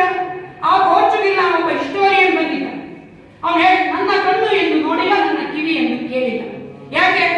ಆ ತರಕಾರಿ ಮಾರಾಟ ಮಾಡುವ ಸಂತೆ ಚಿನ್ನವನ್ನು ಮಾರಾಟ ಮಾಡ್ತಾರೆ ಅಂತೇಳಿ ಅವತ್ತೇನು ಕಳ್ಳ ದರೋಡೆ ಕೊಡಲಿಲ್ಲ ಅಂತ ಭಯ. ಒಂದ್ ವೇಳೆ ಕಳ್ಳತನ ನಾನು ಬದುಕುಳಿಯಲ್ಲ. ಅಷ್ಟು ಸುಸಜ್ಜಿತ ರಕ್ಷಣೆ ಇದ್ದಂತಹ ಸಾಮ್ರಾಜ್ಯ. ಅಂತಹ ಸಾಮ್ರಾಜ್ಯದ ಕೊನೆಯ ದೊರೆ ಅಳಿಯ ರಾಮರಾಯ ಅವನು ಪಟ್ಟಕ್ಕೆ ಬರ್ತಾನೆ. ಅವನು ಪಟ್ಟಕ್ಕೆ ಬಂದ ಕೂಡಲೇ ಹಿಂದೆ ಕೃಷ್ಣದೇವರಾಯನ ಸಂಪುಟದಲ್ಲಿದ್ದ ಸಚಿವರೆಲ್ಲ ಬಂದು ಹೇಳ್ತಾರೆ, ರಾಜ, ಈ ಸಾಮ್ರಾಜ್ಯವನ್ನು ಕಟ್ಟಿದ್ದ 250 ವರ್ಷದ ಹಿಂದೆ ಮುಸಲ್ಮಾನ ಆಕ್ರಮಣದ ವಿರುದ್ಧ ಹಿಂದೂ ಸಮಾಜ ರಕ್ಷಣೆ ಮಾಡಬೇಕಂತ ನೀನು ಮುಸಲ್ಮಾನರು ಆಯಕಟ್ಟಿನ ಜಾಗಕ್ಕೆ ತರುವುದು ಬೇಡ. ಈಗ ನಾವು ಹೇಳುವ ಹಾಗೆ ಸೆಕ್ಯುಲರ್ ಹಿಂದೂಗಳು, ಅವನ ಆಚೆ ಮನೆ ಅಬ್ದುಲ್ಲ, ನನ್ನ ಸ್ನೇಹಿತ ರಶೀದ, ಅಕ್ಬರ, ಇಲಿಯಾಸ, ಶಬೀರ, ಅವರೆಲ್ಲ ಒಳ್ಳೆಯ ಮುಸಲ್ಮಾನರು. ದೂರದ ಭಟ್ಗಳನ್ನು, ದೂರದ ಕಾಶ್ಮೀರನ್ನು, ಯಾವುದು ಮಲಪುರಮಲ್ಲಿ ಇರುವಂತಹ ಮುಸಲ್ಮಾನರು ಮಾತ್ರ ಭಯೋತ್ಪಾದಕರು. ಇವರೆಲ್ಲ ಒಳ್ಳೆಯವರು. ಯಾಕಂದ್ರೆ ನಾವು ನಿನ್ನೆ ನಮ್ಮ ಒಂದು ವಾರದಿಂದ ಅವ್ರ ಮನೆ ಬಿರಿಯಾನಿ ತಿನ್ಲಿಕ್ಕೆ ಹೋಗಿರ್ತೀವಲ್ಲ, ನಮ್ಗೆ ಒಳ್ಳೆಯ ಸ್ನೇಹಿತರು ಅಂತ. ಹಾಗೆ ಅವನ ಅಳಿಯ ರಾಮರಾಯ ಹೇಳ 1565 ಬಿಜಾಪುರ ತಾಳಿಕೋಟೆ ರಕ್ಕಸ ತಂಗಡಿ ಯುದ್ಧದಲ್ಲಿ ಇದೇ ಗೋಲ್ಕೊಂಡದ ಬಹುಮನಿ ಸುಲ್ತಾನರು, ಅದೇ ಗೋಲ್ಕೊಂಡ ಸುಲ್ತಾನ್, ಬಿಜಾಪುರ ಸುಲ್ತಾನರು, ಇದೇ ಹೈದರಾಬಾದ್ ನಿಜಾಮ ಒಟ್ಟಿಗೆ ವಿಜಯನಗರ ಸಾಮ್ರಾಜ್ಯವನ್ನು ಸೋಲಿಸ್ಲಿಕ್ಕೆ ಬರ್ತಾರೆ. ಸೋಲಿಸ್ಲಿಕ್ಕೆ ಆಗಲ್ಲ ಅಂತ ಗೊತ್ತಾದ ಕೂಡಲೇ ಈ ಕಡೆ ಇದ್ದ ಮುಲ್ಲಗಳನ್ನು, ಆ ಕಡೆ ರಾತ್ರೋರಾತ್ರಿ ಮಲಗಿದಂತ ಹಿಂದೂ ಸೇನೆ ಒಳಗಿದ್ದ ಮುಸಲ್ಮಾನ ಸೈನಿಕರನ್ನು ಎಬ್ಬಿಸಿ, ನಮಗೆ ಮೆಕ್ಕಾ ಮದೀನಾ ಇಂಪಾರ್ಟೆಂಟೇ ಹೊರತು ನಮಗೆ ಈ ದೇಶ ಸಂಸ್ಕೃತಿ ಅಲ್ಲ, ಈ ಮತೀಯ ಅಪೀಮನ್ನು ಅವರ ಮನಸ್ಸಿನಲ್ಲಿ ಹಚ್ಚಿದ್ರು. ನಾಳೆ ಈ ಯುದ್ಧ ಗೆಲ್ಲಬೇಕು, ಅಳಿಯ ರಾಮನಾಯಕ ಸೇನೆ ಈ 4 ಯುದ್ಧ ಆ ಶತ್ರುಗಳ ಮೇಲೆ ಎದುರುತ್ತಿದೆ, ಕೊನೆಗೆ ಗೆಲ್ಲಬೇಕು ಅನ್ನುವ ಸಮಯದಲ್ಲಿ ಒಳ್ಳೆ ಸಾಬಿ, ನನ್ನ ಸ್ನೇಹಿತ ಒಳ್ಳೆ ಮುಸಲ್ಮಾನ ಅಂತಂದ ತನ್ನ ಸಹಾಯಕರ ಹಿಂದುಗಡೆಯಿಂದ ಅಳಿಯ ರಾಮನಾಯಕ ಗುಂಡವನ್ನು ಹಾರಿಸಿದ. ಗೆಲ್ಲಬೇಕಾಗಿದ್ದ ಸೇನೆ ಅತ್ಯಂತ ವಿಚಲಿತವಾಯಿತು. ಈ ಹಳ್ಳಿಗಳಲ್ಲೆಲ್ಲ ಒಂದು ಅಜ್ಜಿ ಅಂದ್ರೆ ಒಂದು ಹಾಡೆ, ಆನೆ ಬಂತೊಂದಾನೆ ನಮ್ಮೂರ ಆನೆ, ಹಾಗೆ ಮುಂದುವರೆದು ಹೇಳ್ತಾರೆ. ಆ ಗಾದೆ ವಿಜಯನಗರ ಸಾಮ್ರಾಜ್ಯದಲ್ಲಿ ಆ ರಕ್ಕಸಗಡಿ ಯುದ್ಧದಲ್ಲಿ ಉಳಿದಂತಹ ಪಾಳೆಗಾರರು ಇದ್ದಂತ ಸಂಪತ್ತನ್ನು ಹುಡ್ಕೊಂಡು ಆನೆಯನ್ನು ಹತ್ಕೊಂಡು ಹಳ್ಳಿ ದಿಕ್ಕುಪಾಲಾಗಿ ಹೋಗುದು. ಆಗ ಆ ಊರಿನಲ್ಲಿ ಹೇಳಿದಂತ ಹಾಡದು ವಿಚಿತ್ರವಾಗಿ ಹಾಡು ಹಂಪಿಯೇ ಇವತ್ತಿಗೂ ಅಸ್ತಿತ್ವ. ಬೋಳೆ ರಾಮರಾಯ ನಮ್ಮ ಹಿನ್ನೆಲೆ, ಯಾಕೆ ನಾವು ಸಾಮ್ರಾಜ್ಯ ಕಟ್ಟುತ್ತಾ ಇದ್ವಿ, ಯಾಕೆ ಕಟ್ಟಿದ್ವಿ, ಯಾಕೆ ಆಡಳಿತ ಮಾಡ್ತೀವಿ ಅನ್ನುವ ಅರ್ಥ ಇಲ್ಲದ ಬೋಳೆ ರಾಮರಾಯನ ಕಾರಣದಿಂದ ಇಡೀ ವಿಜಯನಗರ ಸಾಮ್ರಾಜ್ಯ ಹಾಳು ಹಂಪಿ ಆಯಿತು. ದಕ್ಷಿಣ ಭಾರತದ ಕಡೆ ಮುಸಲ್ಮಾನರು.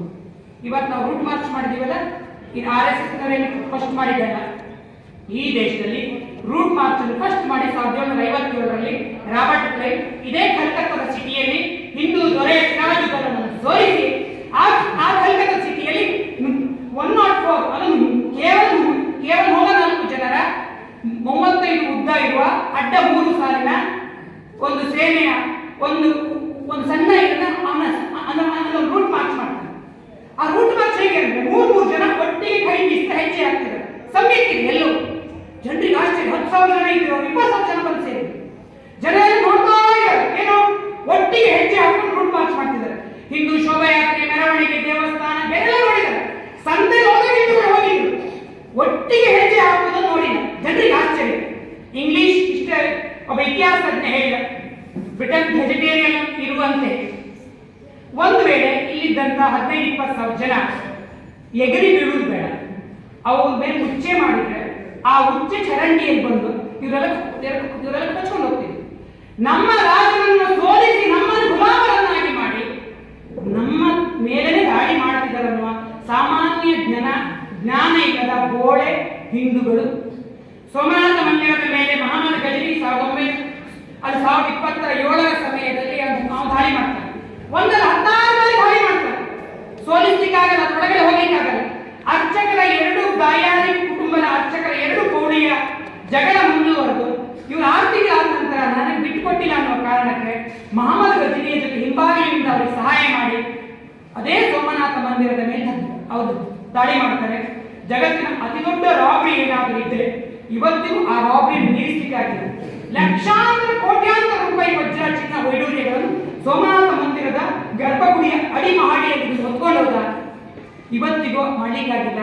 ಯಾರು ಅದಕ್ಕೆ ತಾನು ಪೂಜೆ ಮಾಡುತ್ತಿದ್ದ ಶಿವನ ಮಂದಿರವೇ ಧ್ವಂಸ ಆದರೂ ಪರವಾಗಿಲ್ಲ, ನನ್ನ ಸ್ವಾರ್ಥ ಹೆಚ್ಚಾದಂತ ಬೋಳೆ ಅರ್ಚಕರ ಕಾರಣದಿಂದ. ಮಹಾತ್ಮ ಗಾಂಧೀಜಿ ಅದೇ ಸುಖದೇವ್ ಭಗತ್ ಸಿಂಗ್ ರಾಜವನ್ನು ಗಲ್ಲಾಗಿದೆ, ಸಹಿ ಅಭಿಯಾನ ಮಾಡ್ತಾ ಇದೀವಿ, ಇದಕ್ಕೊಂದು ಸಹಿ ಹಾಕಿ ಅಂತ ಹೇಳಿದ್ರೆ ನೀವು ಸಹಿ ಹಾಕಿದ್ರೆ ಗೆಲ್ ಜೀವಾವಧಿ ಆಗ್ತದೆ ಅಂತಂದ್ರೆ ದಾರಿ ತಪ್ಪಿದ ಯುವಕರು ಅಂತ ಹೇಳಿ ಅವ್ರ ಮನೆ ದಾರಿ ತಪ್ಪಿಲ್ವೇನೋ. ಅದೇ ಗಾಂಧೀಜಿ ಮಗ ರೋಡಲ್ಲಿ ಸತ್ತಾರ, ಯಾರು ದಾರಿ ತಪ್ಪಿದ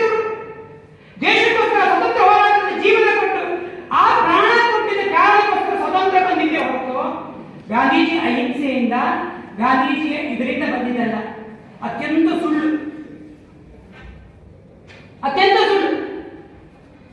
ಸುಭಾಷ್ ಚಂದ್ರ ಬೋಸ್ರ ಕಾರಣದಿಂದ ಸುಭಾಷ್ ಚಂದ್ರ ಬೋಸ್ರಿಗೆ ಯಾಕೆ ಪ್ರೇರಣೆ ಬಂತು? ಸಾವರ್ಕರ್ ಕಾರಣ ಸಾವರ್ಕರಿಗೆ ಯಾಕೆ? ಆ 3 ಜನ ಅಲ್ಲಿಯ ಇದನ್ನು ಹಿಂದೆ ಚಪ್ಪೆ ಕರೆಸೋದು. ಈ ಕ್ರಾಂತಿಕಾರಿ ಹೋರಾಟದಿಂದ ಜನರಿಗೆ ಭಾರತದಲ್ಲಿ ಸ್ವತಂತ್ರ ಗಳಿಸಬೇಕಂತ ಆ ಕಾರಣದಿಂದ ಸ್ವಾತಂತ್ರ್ಯ ಬಂತು. ಬೋಳೆ ಅವತ್ತಿನ ಕಾಂಗ್ರೆಸ್ಸಿನ ನಾಯಕತ್ವ ಯಾರ್ಯಾರು ವಹಿಸಿಕೊಂಡಿದ್ರು? ಬೋಳೆ ಹಿಂದೂ ಕಾಂಗ್ರೆಸ್ ನಾಯಕರುಗಳು. ಈ ದೇಶದ ಅಸ್ಮಿತೆ ಏನು ಅಂತ ಅರ್ಥ ಮಾಡ್ಕೊಳ್ಳಿಕ್ಕಾಗಿಲ್ಲ. ನಾನೊಂದು ದಿವಸ ಒಂದು ಊರಿಗೆ ಹೋಗಿದ್ದೆ, ಅದು ಮೈಸೂರು ನಗರ ಒಂದು ಹಳ್ಳಿ. ರಾತ್ರಿ ಬೆಳಿಗ್ಗೆ ನಾನು ಬೇಗ 6:30 ಬಸ್ಸಿಗೆ ಹೋಗ್ಬೇಕು. ಅವ್ರ ಮನೆಯಲ್ಲಿ ಅವ್ರ ಅಮ್ಮ ಹೇಳಿದ್ರು, ಒಂದು ಟೀ ಮಾಡಿ ಕೊಟ್ಟು 1-2 ನಿಮಿಷ ಇಲ್ಲಿ ಅಂತ. ಆ ಅಮ್ಮ ಅಡುಗೆ ಮನೇಲಿ ಟೀ ಮಾಡ್ತಿದ್ರು. ಅವರ ಒಂದು 2.5-3 ವರ್ಷದ ಮಗು ಅದು ಓಡ್ ಬಂತು. ಅದು ಹಾಸಿಗೆಯಿಂದ ಎದ್ದು ಬಂದು ಅಮ್ಮನ ಹತ್ರ ಹೇಳಿದ್ರು, ಅಮ್ಮ ಅಮ್ಮ ನನ್ನ ಚಡ್ಡಿಯಲ್ಲಿ ಯಾರೋ ಉಚ್ಚೆ ಮಾಡಿದ್ರು. ಆಶ್ಚರ್ಯ, ಅಮ್ಮನು ಏನು ಹೇಳಿದ್ರು? ಅಮ್ಮ ಅಮ್ಮ ನನ್ನ ಚಡ್ಡಿಯಲ್ಲಿ ಯಾರೋ ಉಚ್ಚೆ ಮಾಡಿದ್ರು. ಅಮ್ಮ ಅದನ್ನ ನಿನ್ನೆ ಒಂದು ದಿವಸದಿಂದ ಹೊಡೆದಿದ್ರು. 3 ವರ್ಷ ಆಗಿದೆ ನಿನಗೆ, ನೀನಾದ್ರೂ ಹಾಸಿಗೆಯಲ್ಲಿ ಮಲಗಿದ್ದಾಗ ಚಡ್ಡಿಯಲ್ಲಿ ಉಚ್ಚೆ ಮಾಡ್ತೀಯ ಅಂತ. ಅದಕ್ಕೋಸ್ಕರ ಅಮ್ಮ ನನಗೆ ಹೊಡಿಬಾರ್ದಲ್ಲ, ಅಮ್ಮ ನನ್ನ ಚಡ್ಡಿಯಲ್ಲಿ ಯಾರೋ ಉಚ್ಚೆ ಮಾಡಿದ್ರು. ಹೀಗೆ ನಮ್ಮ ದೇಶದ ಹಿಂದೂಗಳು ಹೇಗೆ ಅಂತಂದ್ರೆ ನಾನು ಮಾಡಿದ ತಪ್ಪಿಗೆ ಇನ್ನೊಬ್ಬರು ಕಾರಣ. ಹೀಗೆ ಬೋಳೆ ಹಿಂದೂಗಳ ಕಾರಣದಿಂದ ಇಂತಹ ಸಂಸ್ಕೃತಿಯ ವಾರಸುದಾರಿಕೆಯ ನಾವು ಗುಲಾಮಿತನಕ್ಕೆ ಬಂದಿದ್ದು. ಇದನ್ನು ಅರ್ಥ ಮಾಡಿಕೊಂಡಂತಹ ಡಾಕ್ಟರ್ ಜಿ ಅವರು ಕಾಂಗ್ರೆಸ್ನಿಂದ ಹೊರಗಡೆ ಬಂದು 10 ವರ್ಷಗಳ ಕಾಲ ಈ ದೇಶವನ್ನು ಅಧ್ಯಯನ ಮಾಡಿ ಈ ದೇಶದ ಹೋರಾಟ ಸಂಸ್ಕೃತಿ ಎಲ್ಲಿ ಎಡವಿದ್ವಿ, ಹೇಗೆ ಮಾಡಲಾಗ್ತದೆ, ಈ ದೇಶ ಸ್ವತಂತ್ರ ಬರ್ತದೆ, ಈ ದೇಶ ಸ್ವತಂತ್ರ ಬಂದ ಮೇಲೆ ಉಳಿದುಕೊಳ್ಳುವಂತ ಸಮಾಜ ನಮ್ಮ ಇಲ್ಲಿಯ ಮೂಲ ಹಿಂದೂ ವಾರಸುದಾರರು ಹಿಂದೆ ಒಳ್ಳೆದಿದ್ವಿ, ಯಾಕೆ ಈ ಸ್ಥಿತಿ ಬಂತು? ಬೋಳೆತನ ಒಳಗಡೆ ನುಸುಳಿದ ಕಾರಣಕ್ಕೋಸ್ಕರ ಅಸ್ಪೃಶ್ಯತೆ, ಜಾತೀಯತೆ, ಒಗ್ಗಟ್ಟಿಲ್ಲದ ರಾಜರುಗಳು, ಅಸೂಯೆ, ಒಳಜಗಳ, ಹೊರಗಡೆಯ ಶತ್ರುಗಳ ಜೊತೆಗೆ ಕಾದಾಟ ನಮ್ಮ ಅಲ್ಲಿ ಆ ಸ್ವಭಾವ ಬಂದ ಕಾರಣಕ್ಕೆ ಹಿಂದೂ ಸಮಾಜ ಅಜೀರ್ಣ ಆಯಿತು, ಜೀರ್ಣ ವ್ಯವಸ್ಥೆ ಕುಂಠಿತ ಆಯಿತು. ಆದ ಕಾರಣ ಈ ಸ್ಥಿತಿ ಬಂದಿದ್ವಿ. ಇದಕ್ಕೋಸ್ಕರ ರಾಷ್ಟ್ರೀಯ ಸ್ವಯಂ ಸೇವಕ ಸಂಘವು 1925 ಆರಂಭ ಮಾಡಿದ್ರು. RSS ಆರಂಭ ಆಗಿದ್ದ ಹಾಗೆ ನಾಗ್ಪುರದಲ್ಲಿ ಆರಂಭ ಆಗಿದ್ದಾಗೆ ಅದೇ ದೂರದ ಉತ್ತರ ಪ್ರದೇಶದ ಕಾನ್ಪುರದಲ್ಲಿ ನಮ್ಮ ಸಂಘಟನೆ ಹೋಗಿತ್ತು. ಆ ಸಂಘಟನೆಗೆ ಕಿವಿ ಇರಲಿಲ್ಲ. ಈ RSS ಅದಕ್ಕೆ ಕಿವಿ ಇತ್ತು, ಇದಕ್ಕೆ ಮೂಗಿರಲಿಲ್ಲ. ಅದಕ್ಕೆ ಕಿವಿ ಇತ್ತು ಮೂಗಿಲ್ಲ ಅಂತಂದ್ರೆ ಈ ದೇಶದ ಮಣ್ಣಿನ ವಾಸನೆ ಹಿಡಿಲಿಕ್ಕಾಗಿಲ್ಲ. ಹಾಗಾಗಿ ಸೋಲ್ತು. ಕಿವಿ ಇತ್ತು, ಅದರ ವಿರುದ್ಧ ಆಪಾದನೆ ಮಾಡಿ ಎಲ್ಲಕ್ಕೂ ಎಲ್ಲ ಆಪಾದನೆ ಉತ್ತರ ಕೊಡ್ತಾ ಹೋಗುದು, ಸಮಯ ಬರ್ತಾರೆ. ಈ ಸಂಘಟನೆಗೆ ಮೂಗಿತ್ತು, ಇದಕ್ಕೆ ಸರಿಯಾದ ಕಿವಿ ಇರಲಿಲ್ಲ. ಇವತ್ತಿಗೂ RSS ಮೇಲೆ ಅಪಪ್ರಚಾರ ಮಾಡ್ತಾರೆ, ವಿರೋಧ ಮಾಡ್ತಾರೆ, ಯಾವುದನ್ನು ಲೆಕ್ಕಿಸಿಲ್ಲ. ನೀವು ಬಂದ್ ಮಾಡ್ತೀರಾ, ಬ್ಯಾನ್ ಮಾಡ್ತೀರಾ, ನಮ್ಗೆ ಸಂಬಂಧ ಇಲ್ಲ. ನಾವು ರಚನಾತ್ಮಕ ಕೆಲಸ ಮಾಡ್ತಾ ಇದ್ದೀವಿ. ಈ ಮಣ್ಣಿನ ನಾಡಿಯ ಈ ವಿಷಯ ನಮಗೆ ಗೊತ್ತಾಗಿದೆ. ನಮ್ಮನ್ನು ಬಿದಿರಿನ ಒಮ್ಮೆ ಹಾಡಿಗಳಲ್ಲಿ ಒಮ್ಮೆ ಅರಣ್ಯದಲ್ಲಿ ಬೆಳೀತಾರೆ, ಸಿಗ್ತದೆ. 25 ವರ್ಷ ಆಗಿದೆ. ಚೀನಾದಲ್ಲಿ ಬಿದಿರಿ, ಆ ಬಿದಿರು ಏನು ಕೇಳಿದ್ರೆ ಸರಿ ಸುಮಾರು 3 ವರ್ಷದ ಬೆಳವಣಿಗೆ. ನಮ್ಮ ದೇಶದ ಬಿದಿರು 20-25 ಅಡಿ 30 ಅಡಿ ಹೆಚ್ಚಾಗ್ತದೆ. ಆ ಬಿದಿರು 80 ಅಡಿ ಹೋಗ್ತದೆ. ಅದು ಗದ್ದೆ ಬೆಟ್ಟ ಗುಡ್ಡದಲ್ಲಿ ನಾಟಿ ಮಾಡ್ತಾರೆ. 2-3 ವರ್ಷಗಳ ಕಾಲ ಹಾಕಿದ ನೀರು ಗೊಬ್ಬರ ಹಾಕಿದ್ರು 3 ಅಡಿ ಅರ್ಧ ಅಡಿಯಷ್ಟು ಹಾಗೆ ಇತ್ತು. ಏನು ಬೆಳವಣಿಗೆ ಆಗಲ್ಲ, ನೋಡಿದ್ರೆ ಕುಬ್ಜ, ಇದಕ್ಕೆ ಇನ್ನು ಎಂದು ಬೆಳೆಯಲ್ಲ ಅಂತ ಅನ್ಕೊಳ್ತಾರೆ. ಅದು ಕೇವಲ 2-3 ತಿಂಗಳ ಒಳಗಡೆ ದಿನಕ್ಕೆ 1 ಅಡಿ ಅಂತ 85, ಅದು ಸರಿ ಸುಮಾರು 90 ಅಡಿ ಹೋಗ್ತದೆ. ಹಾಗಾದ್ರೆ 2-3 ವರ್ಷ ಏನ್ ಮಾಡ್ತಿದೆ ಆ ಬಿದಿರು? ತನಗೆ ಬಂದ ಗೊಬ್ಬರ, ನೀರು ಮತ್ತು ಖನಿಜದ ಮುಖಾಂತರ 50-60 ಅಡಿ ಆಳದವರೆಗೆ ಬಿದಿರಿನ ಬೇರನ್ನು ಬೆಳೆಸಿ ಆ ಬೇರಿನ ಆಧಾರದ ಮೇಲೆ ಕೇವಲ 2-3 ತಿಂಗಳ ಒಳಗಡೆ ಇಡೀ ಕಾಂಡವನ್ನು ಬೆಳೆಸುತ್ತದೆ. ಯಾವ ಗಾಳಿ ನಡೆದು ಬಿದ್ದು ಹೋಗಲ್ಲ. ಹಾಗೆ ರಾಷ್ಟ್ರೀಯ ಸ್ವಯಂ ಸೇವಕ ಸಂಘ ಗ್ರಾಮದಲ್ಲಿ ಶಾಖೆಯ ಮುಖಾಂತರ, ವ್ಯಕ್ತಿ ನಿರ್ಮಾಣದ ಮುಖಾಂತರ, ಗ್ರಾಮದ ಸಾವಯವ ಕೃಷಿಯಿಂದ ಹಿಡಿದು ಮನೆಯ ಕೌಟುಂಬಿಕ ಮೌಲ್ಯಗಳು, ಸಾಮರಸ್ಯ, ಊರಿನ ಒಮ್ಮೆ ಆರ್ಥಿಕ ಸ್ವಾವಲಂಬನೆ, ಊರು ಒಟ್ಟಾಗಿದ್ರೆ ದೇಶ ಬೆಳೀತದೆ ಅನ್ನುವ ಸಾಮಾನ್ಯ ಶಾಖೆಯ ಮುಖಾಂತರ, ವ್ಯಕ್ತಿ ನಿರ್ಮಾಣದ ಮುಖಾಂತರ ಗ್ರಾಮ ಬದಲಾವಣೆ ಮಾಡುವುದರಿಂದ ಹೇಳಿದ್ರು ಅಂತರಿಕ್ಷದವರೆಗೆ ಇವತ್ತು ಬದಲಾವಣೆ ಮಾಡಿದೆ. ಎಲ್ಲ ಕ್ಷೇತ್ರದಲ್ಲೂ ಸಂಘ ಹೋಗಿದೆ. ಸಂಘ ಮುಟ್ಟದ ಜಾಗ ಇಲ್ಲ. ಬೇರೆ ಬೇರೆ 50-60 ರೀತಿಯ ಸಂಘಟನೆಗಳ ಮುಖಾಂತರ, ಆಯಾಮ ಗತಿವಿಧಿಗಳ ಮುಖಾಂತರ ಸಂಘ ಇಡೀ ದೇಶವನ್ನು ವ್ಯಾಪಿಸಿ, ಅಷ್ಟು ಮಾತ್ರ ಜಗತ್ತಿನ 52-53 ದೇಶದಲ್ಲಿ ಶಾಖೆ ಇದೆ. ಅಂತರಿಕ್ಷದವರೆಗೆ ಮುಟ್ಟಿದೆ. ಏನು ಇತ್ತೀಚಿನ ಆಪರೇಷನ್ ಸಿಂಧೂರ್ ಭಾರತೀಯ ಸೇನೆ ಮಾಡಿ ಆ ಪಾಕಿಸ್ತಾನದ 11 ಪ್ರದೇಶದ ಮೇಲೆ ಅದ್ರಲ್ಲಿ ಒಂದು ಫೋಟೋ ನಮಗೆ ಬಂದಿದೆ. ಆ ಒಂದು ಫೋಟೋ ಏನಿದೆ ಅಂತಂದ್ರೆ ಒಂದು ಮಸೀದಿಯ ಫೋಟೋ, ಹಿಂದಿನ ಫೋಟೋ ಇತ್ತು, ಇವಾಗಿನ ಫೋಟೋ ಇತ್ತು. 2ನೇ ಡೂಪ್ಲೆಕ್ಸ್ ಮಸೀದಿಯ 7 ಇಂಚಿನ ಮೋಲ್ಡ್ ಅನ್ನು ಸೀಳಿ 1ನೇ ಮೋಲ್ಡಿಗೆ ಬಂದು, ಫ್ಲವರ್ ಮೋಲ್ಡಿಗೆ ಬಂದು ಗ್ರೌಂಡಿಗೆ ಬಂದು ಸ್ಫೋಟ ಆಗ್ತದೆ.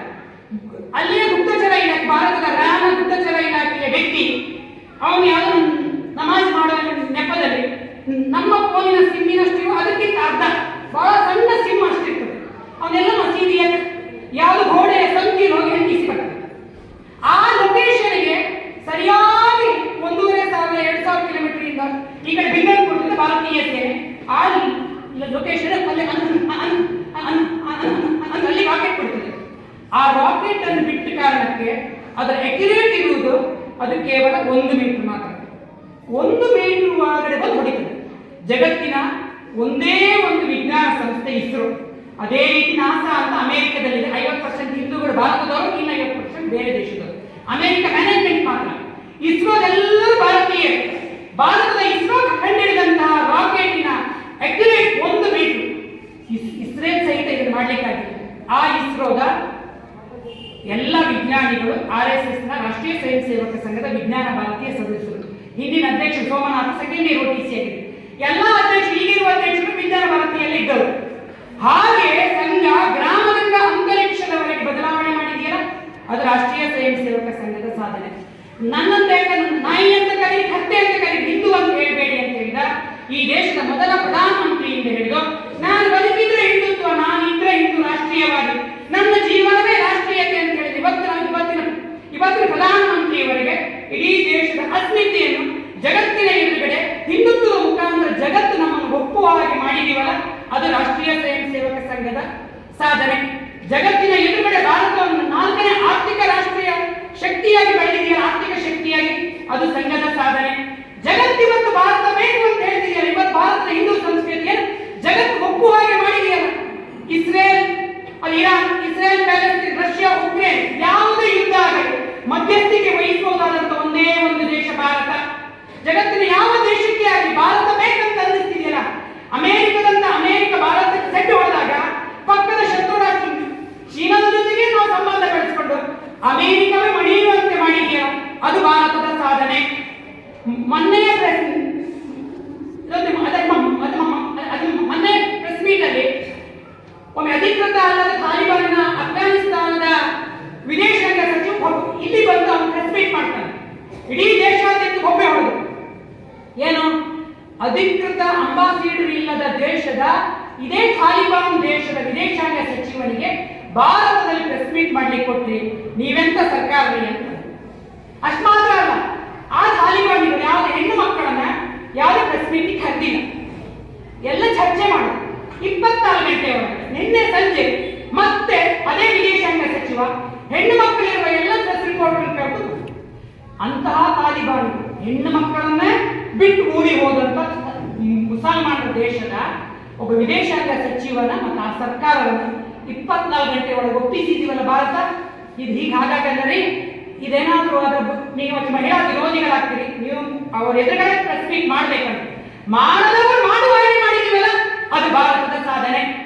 ಹೀಗೆ ಜಗತ್ತು ನಮ್ಮ ಮಾತು ಕೇಳುವ ಹಾಗಿದೆಯಲ್ಲ. ಯಾಕೆ? ಈ 100 ವರ್ಷದ ಸಂಘದ ಸತತ ಪರಿಶ್ರಮದ ಕಾರಣಕ್ಕೋಸ್ಕರ. ಸಂಘ ಸುಮ್ಮನೆ ಹುಟ್ಟಿದಲ್ಲ. ಇಲ್ಲೇ ಶೃಂಗೇರಿಯ ಹತ್ತಿರ 8 ಕಿಲೋಮೀಟರ್ ಹೋದ ಸಿರಿಮನೆ ಫಾಲ್ಸ್ ಅಂತೀವಿ, ಹೆಚ್ಚಿನವ್ರು ಹೋಗಿ ಅಲ್ಲೊಂದು ಮನೆ ಇದೆ, ಈಗ ಒಂದು 15 ಮನೆಗಳಾಗಿದೆ. ಅಲ್ಲೊಂದು ಸಿರಿಮನೆ ಸುಬ್ರಾಯ ಅಂತಿದ್ದಾರೆ. ಅವರಿಗೆ ಇವತ್ತು ಸುಮಾರು 96 ವರ್ಷ. ಇವತ್ತಿನ ಕರ್ನಾಟಕದ ನಕ್ಸಲ್ ಕ್ಯಾಲಿಟ್ ವಿರುದ್ಧ ಬಹಳ ಪ್ರಮುಖ ಸಿರಿಮನೆ ನಾಗರಾಜ್. ಹಿಂದೆ ಕಾಡಲಿದ್ರು, ಗೌರಿ ಲಂಕೇಶ್ ಕಾರಣ ಕೂರಿಕೊಂಡು ಇವರು ಅವತ್ತೇ ಪ್ರಮುಖ. ಇವತ್ತು ಯಾವ್ಯಾವ ವಿರೋಧಿ ಕೆಲಸಗಳಾಗ್ತದೆ ಅದೆಲ್ಲದರ ಪ್ರಮುಖ ನಾಗರಾಜ್ ಸಿರಿಮನೆ. ಅವ್ರ ಬಾಲ್ಯದಲ್ಲಿ ಶಾಖೆಗೆ ಬಂದವರು ಶೃಂಗೇರಿ ಮಠದಲ್ಲಿ ಓದ್ಕೊಂಡು ಅವ್ರು ಮೈಸೂರಿನ ಆ ವಿಶ್ವವಿದ್ಯಾಲಯಕ್ಕೆ ಒಂದು ಸಾಕೇತ್ ರಾಜನ ಸಂಪರ್ಕ ಆಯಿತು, ನಕ್ಸಲ್ ಆದ. ಅವರ ಮನೆಗೆ ರಜೆಗೆ ಬಂದ ಅಣ್ಣನಿಗೆ ಗೊತ್ತಾಯಿತು, ನೀನು ಕಮ್ಯುನಿಸ್ಟ್ ಪ್ರೇರಿತ ನಕ್ಸಲ್ ಸಂಘಟನೆಗೆ ಸೇರಿದ್ಯಾ, ನಾನು RSS. ನೀನು ನನ್ನ ಈ ವಿಚಾರಧಾರೆಗೆ ವಿರುದ್ಧ ಮಾತ್ರ ನಿನ್ನ ಮನೆಯಲ್ಲಿ ಅವಕಾಶ ಇಲ್ಲ, ಹೊಸ್ತು ಬೇಡ. ಅವರ ಮನೆಯಿಂದ ಹೊರಗಾಗ್ತದೆ. ಈ ಸಿರಿಮನೆ ನಾಗರಾಜ್ ಅವರು 1960ರಿಂದ ಇವತ್ತಿನವರೆಗೂ ಸಂಘದ ಕೆಲಸ ಮಾಡೋದು. ಈಗ ಅವರಿಗೆ ವಯಸ್ಸಾಗಿ ಹೀಗೆ ಚೋಡಾಡಲಿಕ್ಕಾಗಲ್ಲ. 50-60 ದಶಕದವರೆಗೂ ಅವ್ರು ಹೆಚ್ಚು 50-60 ವರ್ಷಗಳ 5 ದಶಕದ ಕಾಲ ಸಂಘದ ಕೆಲಸ ಮಾಡೋದು, ಶಾಖೆ ಮಾಡೋರು, ಮಿಲನ್ ಮಾಡೋರು, ಹುಡುಗರು ಸೇರಿಸುವರು. ಯಾವುದೋ ಅಭಿಯಾನ, ಗೋ ಹಲ್ಲೆ ನಿಷೇಧಕ ಅಭಿಯಾನ, ಸಹಿ ಸಂಗ್ರಹ, ರಾಷ್ಟ್ರ ಜಾಗರಣ ಅಭಿಯಾನ, ರಾಷ್ಟ್ರೀಯ ಚುನಾವಣೆ, ಮನೆ ಮನೆಗೆ ಹೋಗುವವರು ಎಲ್ಲ ಕಾಂಗ್ರೆಸ್ ನಾಯಕರು ಅಪಹಾಸ್ಯ ಮಾಡಿ ಏನ್ರಿ ಮಾಡ್ಲಿಕ್ಕೆ ಆಗ್ತದೆ ನೀವು RSS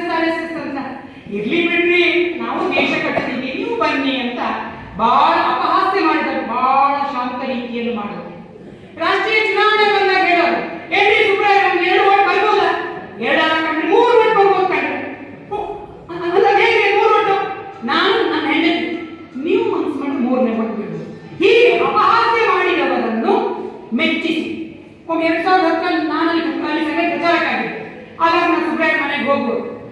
ಅವರೆಲ್ಲ ಅಜ್ಜಂದ್ರಾಗಿದ್ದಾರೆ. ಸುಬ್ರಹ್ಮಣ್ಯ ಸ್ನೇಹಿತರು ಅಪಹಾಸ್ಯ ಮಾಡ್ತಿದ್ರಲ್ಲ, ಸಿಂದೋಡಿ, ಕಿಗ್ಗ, ಅಲ್ಲೇ ಮೊಗೆಬೈಲು, ಇಲ್ಲೆಲ್ಲ ಓಡಾಡ್ಕೊಂಡಿದ್ದವರು. ಅಲ್ಲಿನವರೆಲ್ಲ ಅಜ್ಜಂದ್ರಿಗೆ ಹೇಳೋರು ಏನಂತಂದ್ರೆ, ಅಲ್ಲಿ ಆ ಸುಬ್ರಾಯ ಅವನು ಪಂಚೆ ಹಾಕೊಂಡು ಚಡ್ಡಿ ಹಾಕೊಂಡು ಮನೆಗೆ ಬರ್ತಾ ಇದ್ದ, ಏನ್ ಮಾಡ್ತಾನೆ ಸುಬ್ರಾಯ ಅಂತ ಅನ್ಕೊಂಡಿದ್ವಿ. ನನ್ನ ಮಕ್ಕಳು, ನನ್ನ ಮೊಮ್ಮಕ್ಕಳು ಒಂದೇ ಅವ್ರ ಸಂಘ, ಎಬಿಇಪಿ ಕಿಸಾನ್ ಸಂಘ, ಸಂಸ್ಕಾರ ಭಾರತಿ, ಸಂಸ್ಕೃತ ಭಾರತಿ, ಎಬಿಇಪಿ ಒಂದೇ ಬಿಜೆಪಿ. ಒಬ್ರು ನಮ್ಮ ಜೊತೆಗಿಲ್ಲ ಕಣ್ರಿ.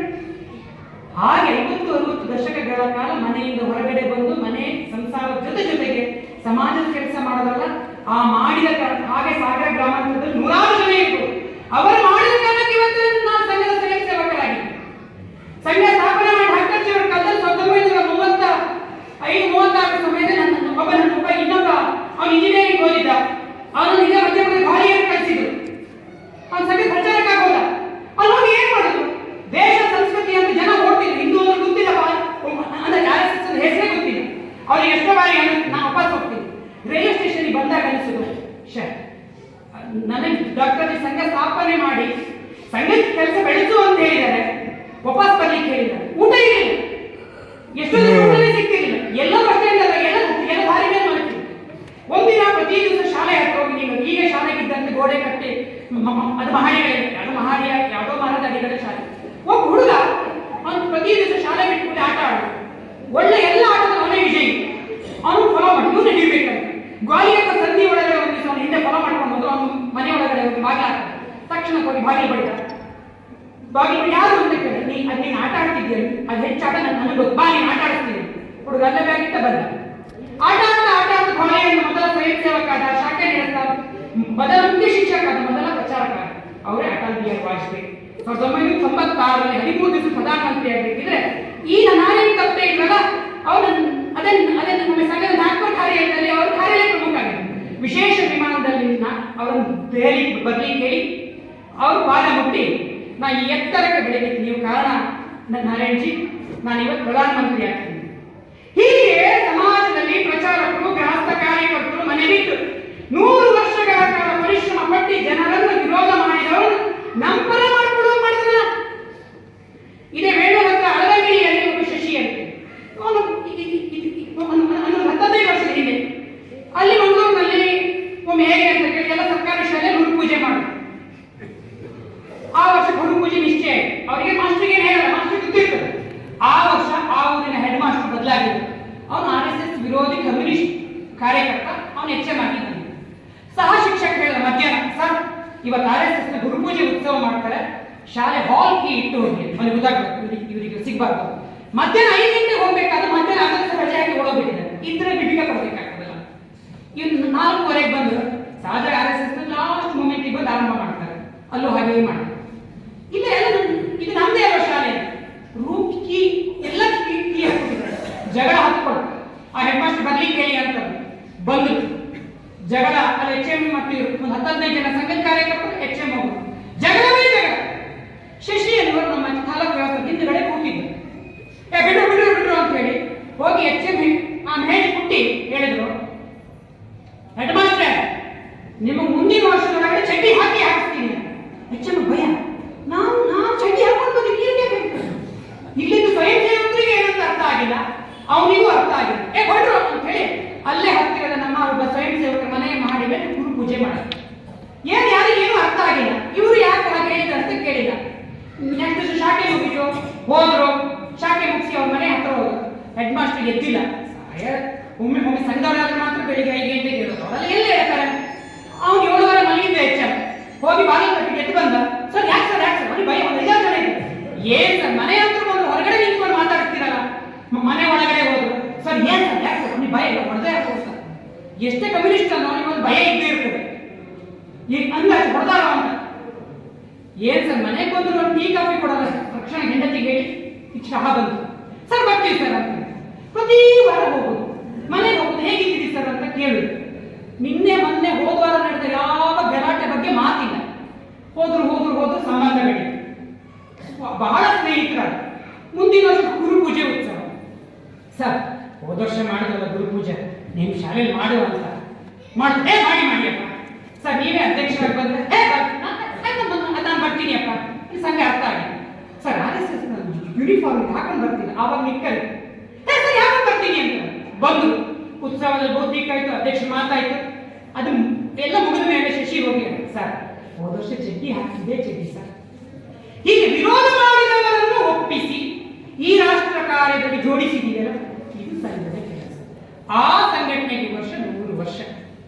ವಿರೋಧವನ್ನು ನಾವು ವಿರೋಧ ಮಾಡಿಕೊಳ್ಳದೆ ಅವರನ್ನೇ ನಮ್ಮವನ. ಯಾಕೆ ನಾವು ಶಾಖೆಯಲ್ಲಿ ಈಗ ಪ್ರಾರ್ಥನೆ ಮಾಡುವ ಸುಶೀಲಂ ಜಗದ್ದೇನ, ಏನು ಶೀಲ ಅಂದ್ರೆ ಒಳ್ಳೆಯದು, ಸುಶೀಲ ಅಂತ ಅತ್ಯಂತ ಗೌರವ ಇದೆ. ಸುಶೀಲ ಅಂತ ಅತ್ಯಂತ ಗೌರವ, ಬೇರೆಯವರು ಗೌರವ ಕೊಡುವಾಗ ಅತ್ಯಂತ ಕುರುಕ, ಸರಿ ಎಣ್ಣೆ ಹೊಡಿತಾರೆ, ಬೆಳಿಗ್ಗೆ ಮಧ್ಯಾಹ್ನ ಸಂಜೆ ಅವರೆಲ್ಲ ಹೊತ್ತು ಎಣ್ಣೆ ಹೊಡಿಬೇಕು, ಎಲ್ಲ 3 ಹೊತ್ತು ಎಣ್ಣೆ ಹೊಡಿತಾರೆ, ಅಲ್ಲಿ ಮಧ್ಯಾಹ್ನ ಖಂಡಿಸ್ತದೆ. ಒಬ್ಬನೇ ಇದ್ರೆ ಸರಿ ಪೆಕ್ ಹಿಡಿಯಲ್ಲಪ್ಪ, ಸಂಜೆ ಯಾರಾದ್ರೂ ಜೊತೆಗಿದ್ರೆ, ಜೊತೆಗೆ ಯಾರಿದ್ರು ಒಳ್ಳೆಯದು. ಇತ್ತೀಚೆ ಸ್ವರ್ಗಸ್ಥರಾದ ಸಿದ್ದೇಶ್ವರ ಸ್ವಾಮೀಜಿಯವರು, ಸಿದ್ಧಗಂಗಾ ಮಠ ಸ್ವಾಮೀಜಿಯವರು, ಅಮ್ಮ ಅಮೃತಾನಂದಮಯ್ಯೋ, ಜಗ್ಗಿ ವಾಸು, ಅಥವಾ ಈ ದೇಶದ ಪ್ರಧಾನಮಂತ್ರಿ ಮೋದಿಯವರು ಸಂಜೆಗೆ ನಮ್ಮ ಜೊತೆಗೆ ಎಣ್ಣೆ ಹೊಡಿಲಿಕ್ಕೆ ಪೆಗ್ ಹಾಕ್ಲಿಕ್ಕಿದ್ದರೆ ಯೋಚನೆ ಬಂದರು, ಶಾಂತಂ ಪಾಪ ಆ ಯೋಚನೆ ಮಾಡಬಾರ್ದಪ್ಪ. ಅತ್ಯಂತ ಹುಡುಗನಿಗೂ ಅವರ ಬಗ್ಗೆ ಎಷ್ಟು ಗೌರವ ಇದೆಯೋ ಹಾಗೆ ಜಗತ್ತಿನ ಎಲ್ಲರಿಗೂ ಭಾರತದ ಬಗ್ಗೆ ಆ ಗೌರವ ಇರುವ ಹಾಗೆ, ಭಾರತ ಜಗತ್ತನ್ನು ಗೆಲ್ಲಲಿಕ್ಕೂ ಅಲ್ಲ, ಜಗತ್ತನ್ನು ಸೋಲಿಸಲಿಕ್ಕೂ ಅಲ್ಲ.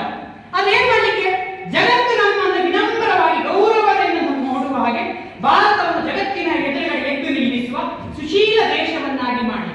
ಇತ್ತೀಚೆ 3.5-4 ತಿಂಗಳ ಹಿಂದೆ ಇಸ್ರೇಲ್ ಇರಾನ್ ಯುದ್ಧ ಮಾಡಿದಾಗ ಅಲ್ಲಿದ್ದ ಭಾರತೀಯರನ್ನು ವಾಪಸ್ ತೆಗೆದುಕೊಂಡು ಬರಲಿ ಭಾರತೀಯ ಆಪರೇಷನ್ ಸಿಂಧು ಅಂತ ಒಂದು ವಿಮಾನ ಕಾರ್ಯಾಚರಣೆ ಮಾಡಿ ಇರಾನ್ ಒಂದು ಸ್ಟೇಟ್ಮೆಂಟ್ ಕೊಟ್ಟು ವಿದೇಶಾಂಗ ಸಚಿವರು ಏನು, ಭಾರತ ನಮ್ಮ ದೇಶಕ್ಕೆ ಬಂದು ಅವರ ಪ್ರಜೆಗಳನ್ನು ಸುರಕ್ಷಿತವಾಗಿ ವಾಪಸ್ ತೆಗೆದುಕೊಂಡು ಹೋಗುವವರೆಗೆ ನಾವು ಆ ಪ್ರದೇಶದಲ್ಲಿ ಯುದ್ಧ ಮಾಡಲ್ಲ.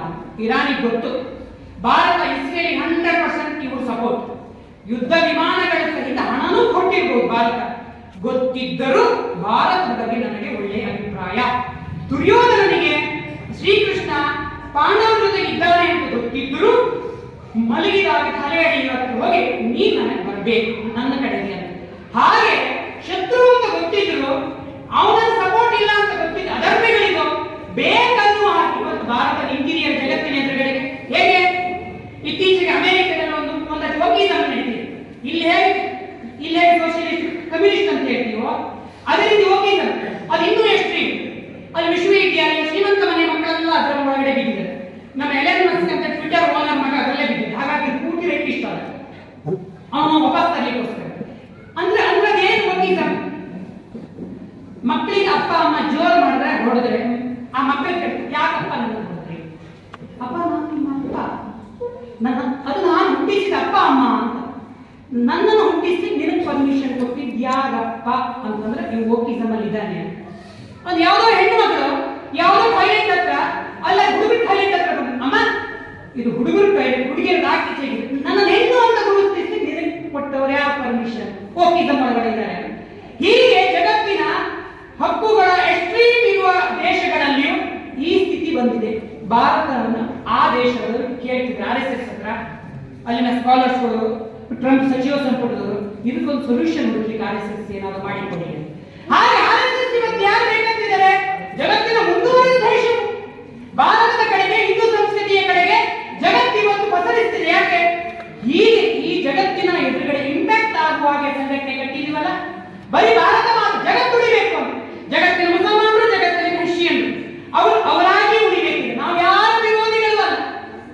ನಾವು ಜಗತ್ತಿನೆಲ್ಲರನ್ನು ಯಾರು ನಮ್ಮ ಹಾಗೆ ಒಳಗಡೆ ಬರ್ತಾರೋ, ಯಾರು ಈ ಸಂಸ್ಕೃತಿಯನ್ನು ಒಪ್ಪಿ ಬರ್ತಾರೋ ಜಗತ್ತಿನ ಎಲ್ಲ ಮತಪಂಥಗಳನ್ನು ಅಷ್ಟೇ ನಾವು ಗೌರವಿಸ್ತೀವಿ. ಜಗತ್ತು ಒಂದಾಗಿದ್ದು ವಸುದೈವ ಕುಟುಂಬ. ಇತ್ತೀಚೆ ಪ್ರಧಾನಮಂತ್ರಿ ಅವರು ವಸುದೈವ ಕುಟುಂಬಕ್ಕೆ ಮತ್ತೆ ಅಂಕಣ ಬರ್ತದೆ. ಏನು ಜಗತ್ತು ಒಂದು ಮನೆಯನ್ನು ಯೋಚನೆ ಮಾಡೋದು ಭಾರತ ಮಾತ್ರ. ಜಗತ್ತಿನ ಯಾವ ಮತಪಂಥಗಳು ಈ ರೀತಿ ಯೋಚನೆ ಮಾಡಲ್ಲ. ಹಾಗೆ ಅವರೆಲ್ಲರೂ ಮುಸಲ್ಮಾನರಾಗಿರ್ಲಿಕ್ಕೆ ಕ್ರಿಶ್ಚಿಯನ್ರಾಗಿರ್ಬೇಕು ಅಂತಂದ್ರೆ ಈ ಶಾಂತಿಯ ಒಂದು ಸಂಸ್ಕೃತಿ ಜಗತ್ತನ್ನು ಪಸರಿಸಿದ್ರೆ ಭಾರತ ಉಳಿಬೇಕಿದ್ರೆ RSS ಉಳಿಸಿ. ಆ ಉಳಿಬೇಕಿದ್ರೆ ನಾವು ರಾಷ್ಟ್ರೀಯ ಸ್ವಯಂ ಸೇವಕರ ಸಂಘದ ಕಾರ್ಯಕರ್ತರಾಗಬೇಕು, ಸ್ವಯಂ ಸೇವಕರಾಗಿ ದೇಶಭಕ್ತರಾಗಬೇಕು. ಆ ದೇಶಭಕ್ತಿ ಅನ್ನೋದು ಬುದ್ಧಿಯಲ್ಲೋ ಮನಸ್ಸಿನಲ್ಲೋ ಹೃದಯದಲ್ಲೋ ಇದ್ರೆ ಆಗಲ್ಲ. ನಮಗೆ ತುಂಬಾ ಜನ ಹೋದಾಗ ಹೇಳ್ತಾರೆ ಆ ಹೃದಯದಲ್ಲಿದೆ ಬುದ್ಧಿಯಲ್ಲಿದೆ, ಎಲ್ಲವೂ ನನ್ನದೇ, ಏನು ಪ್ರಯೋಜನ ಇಲ್ಲ.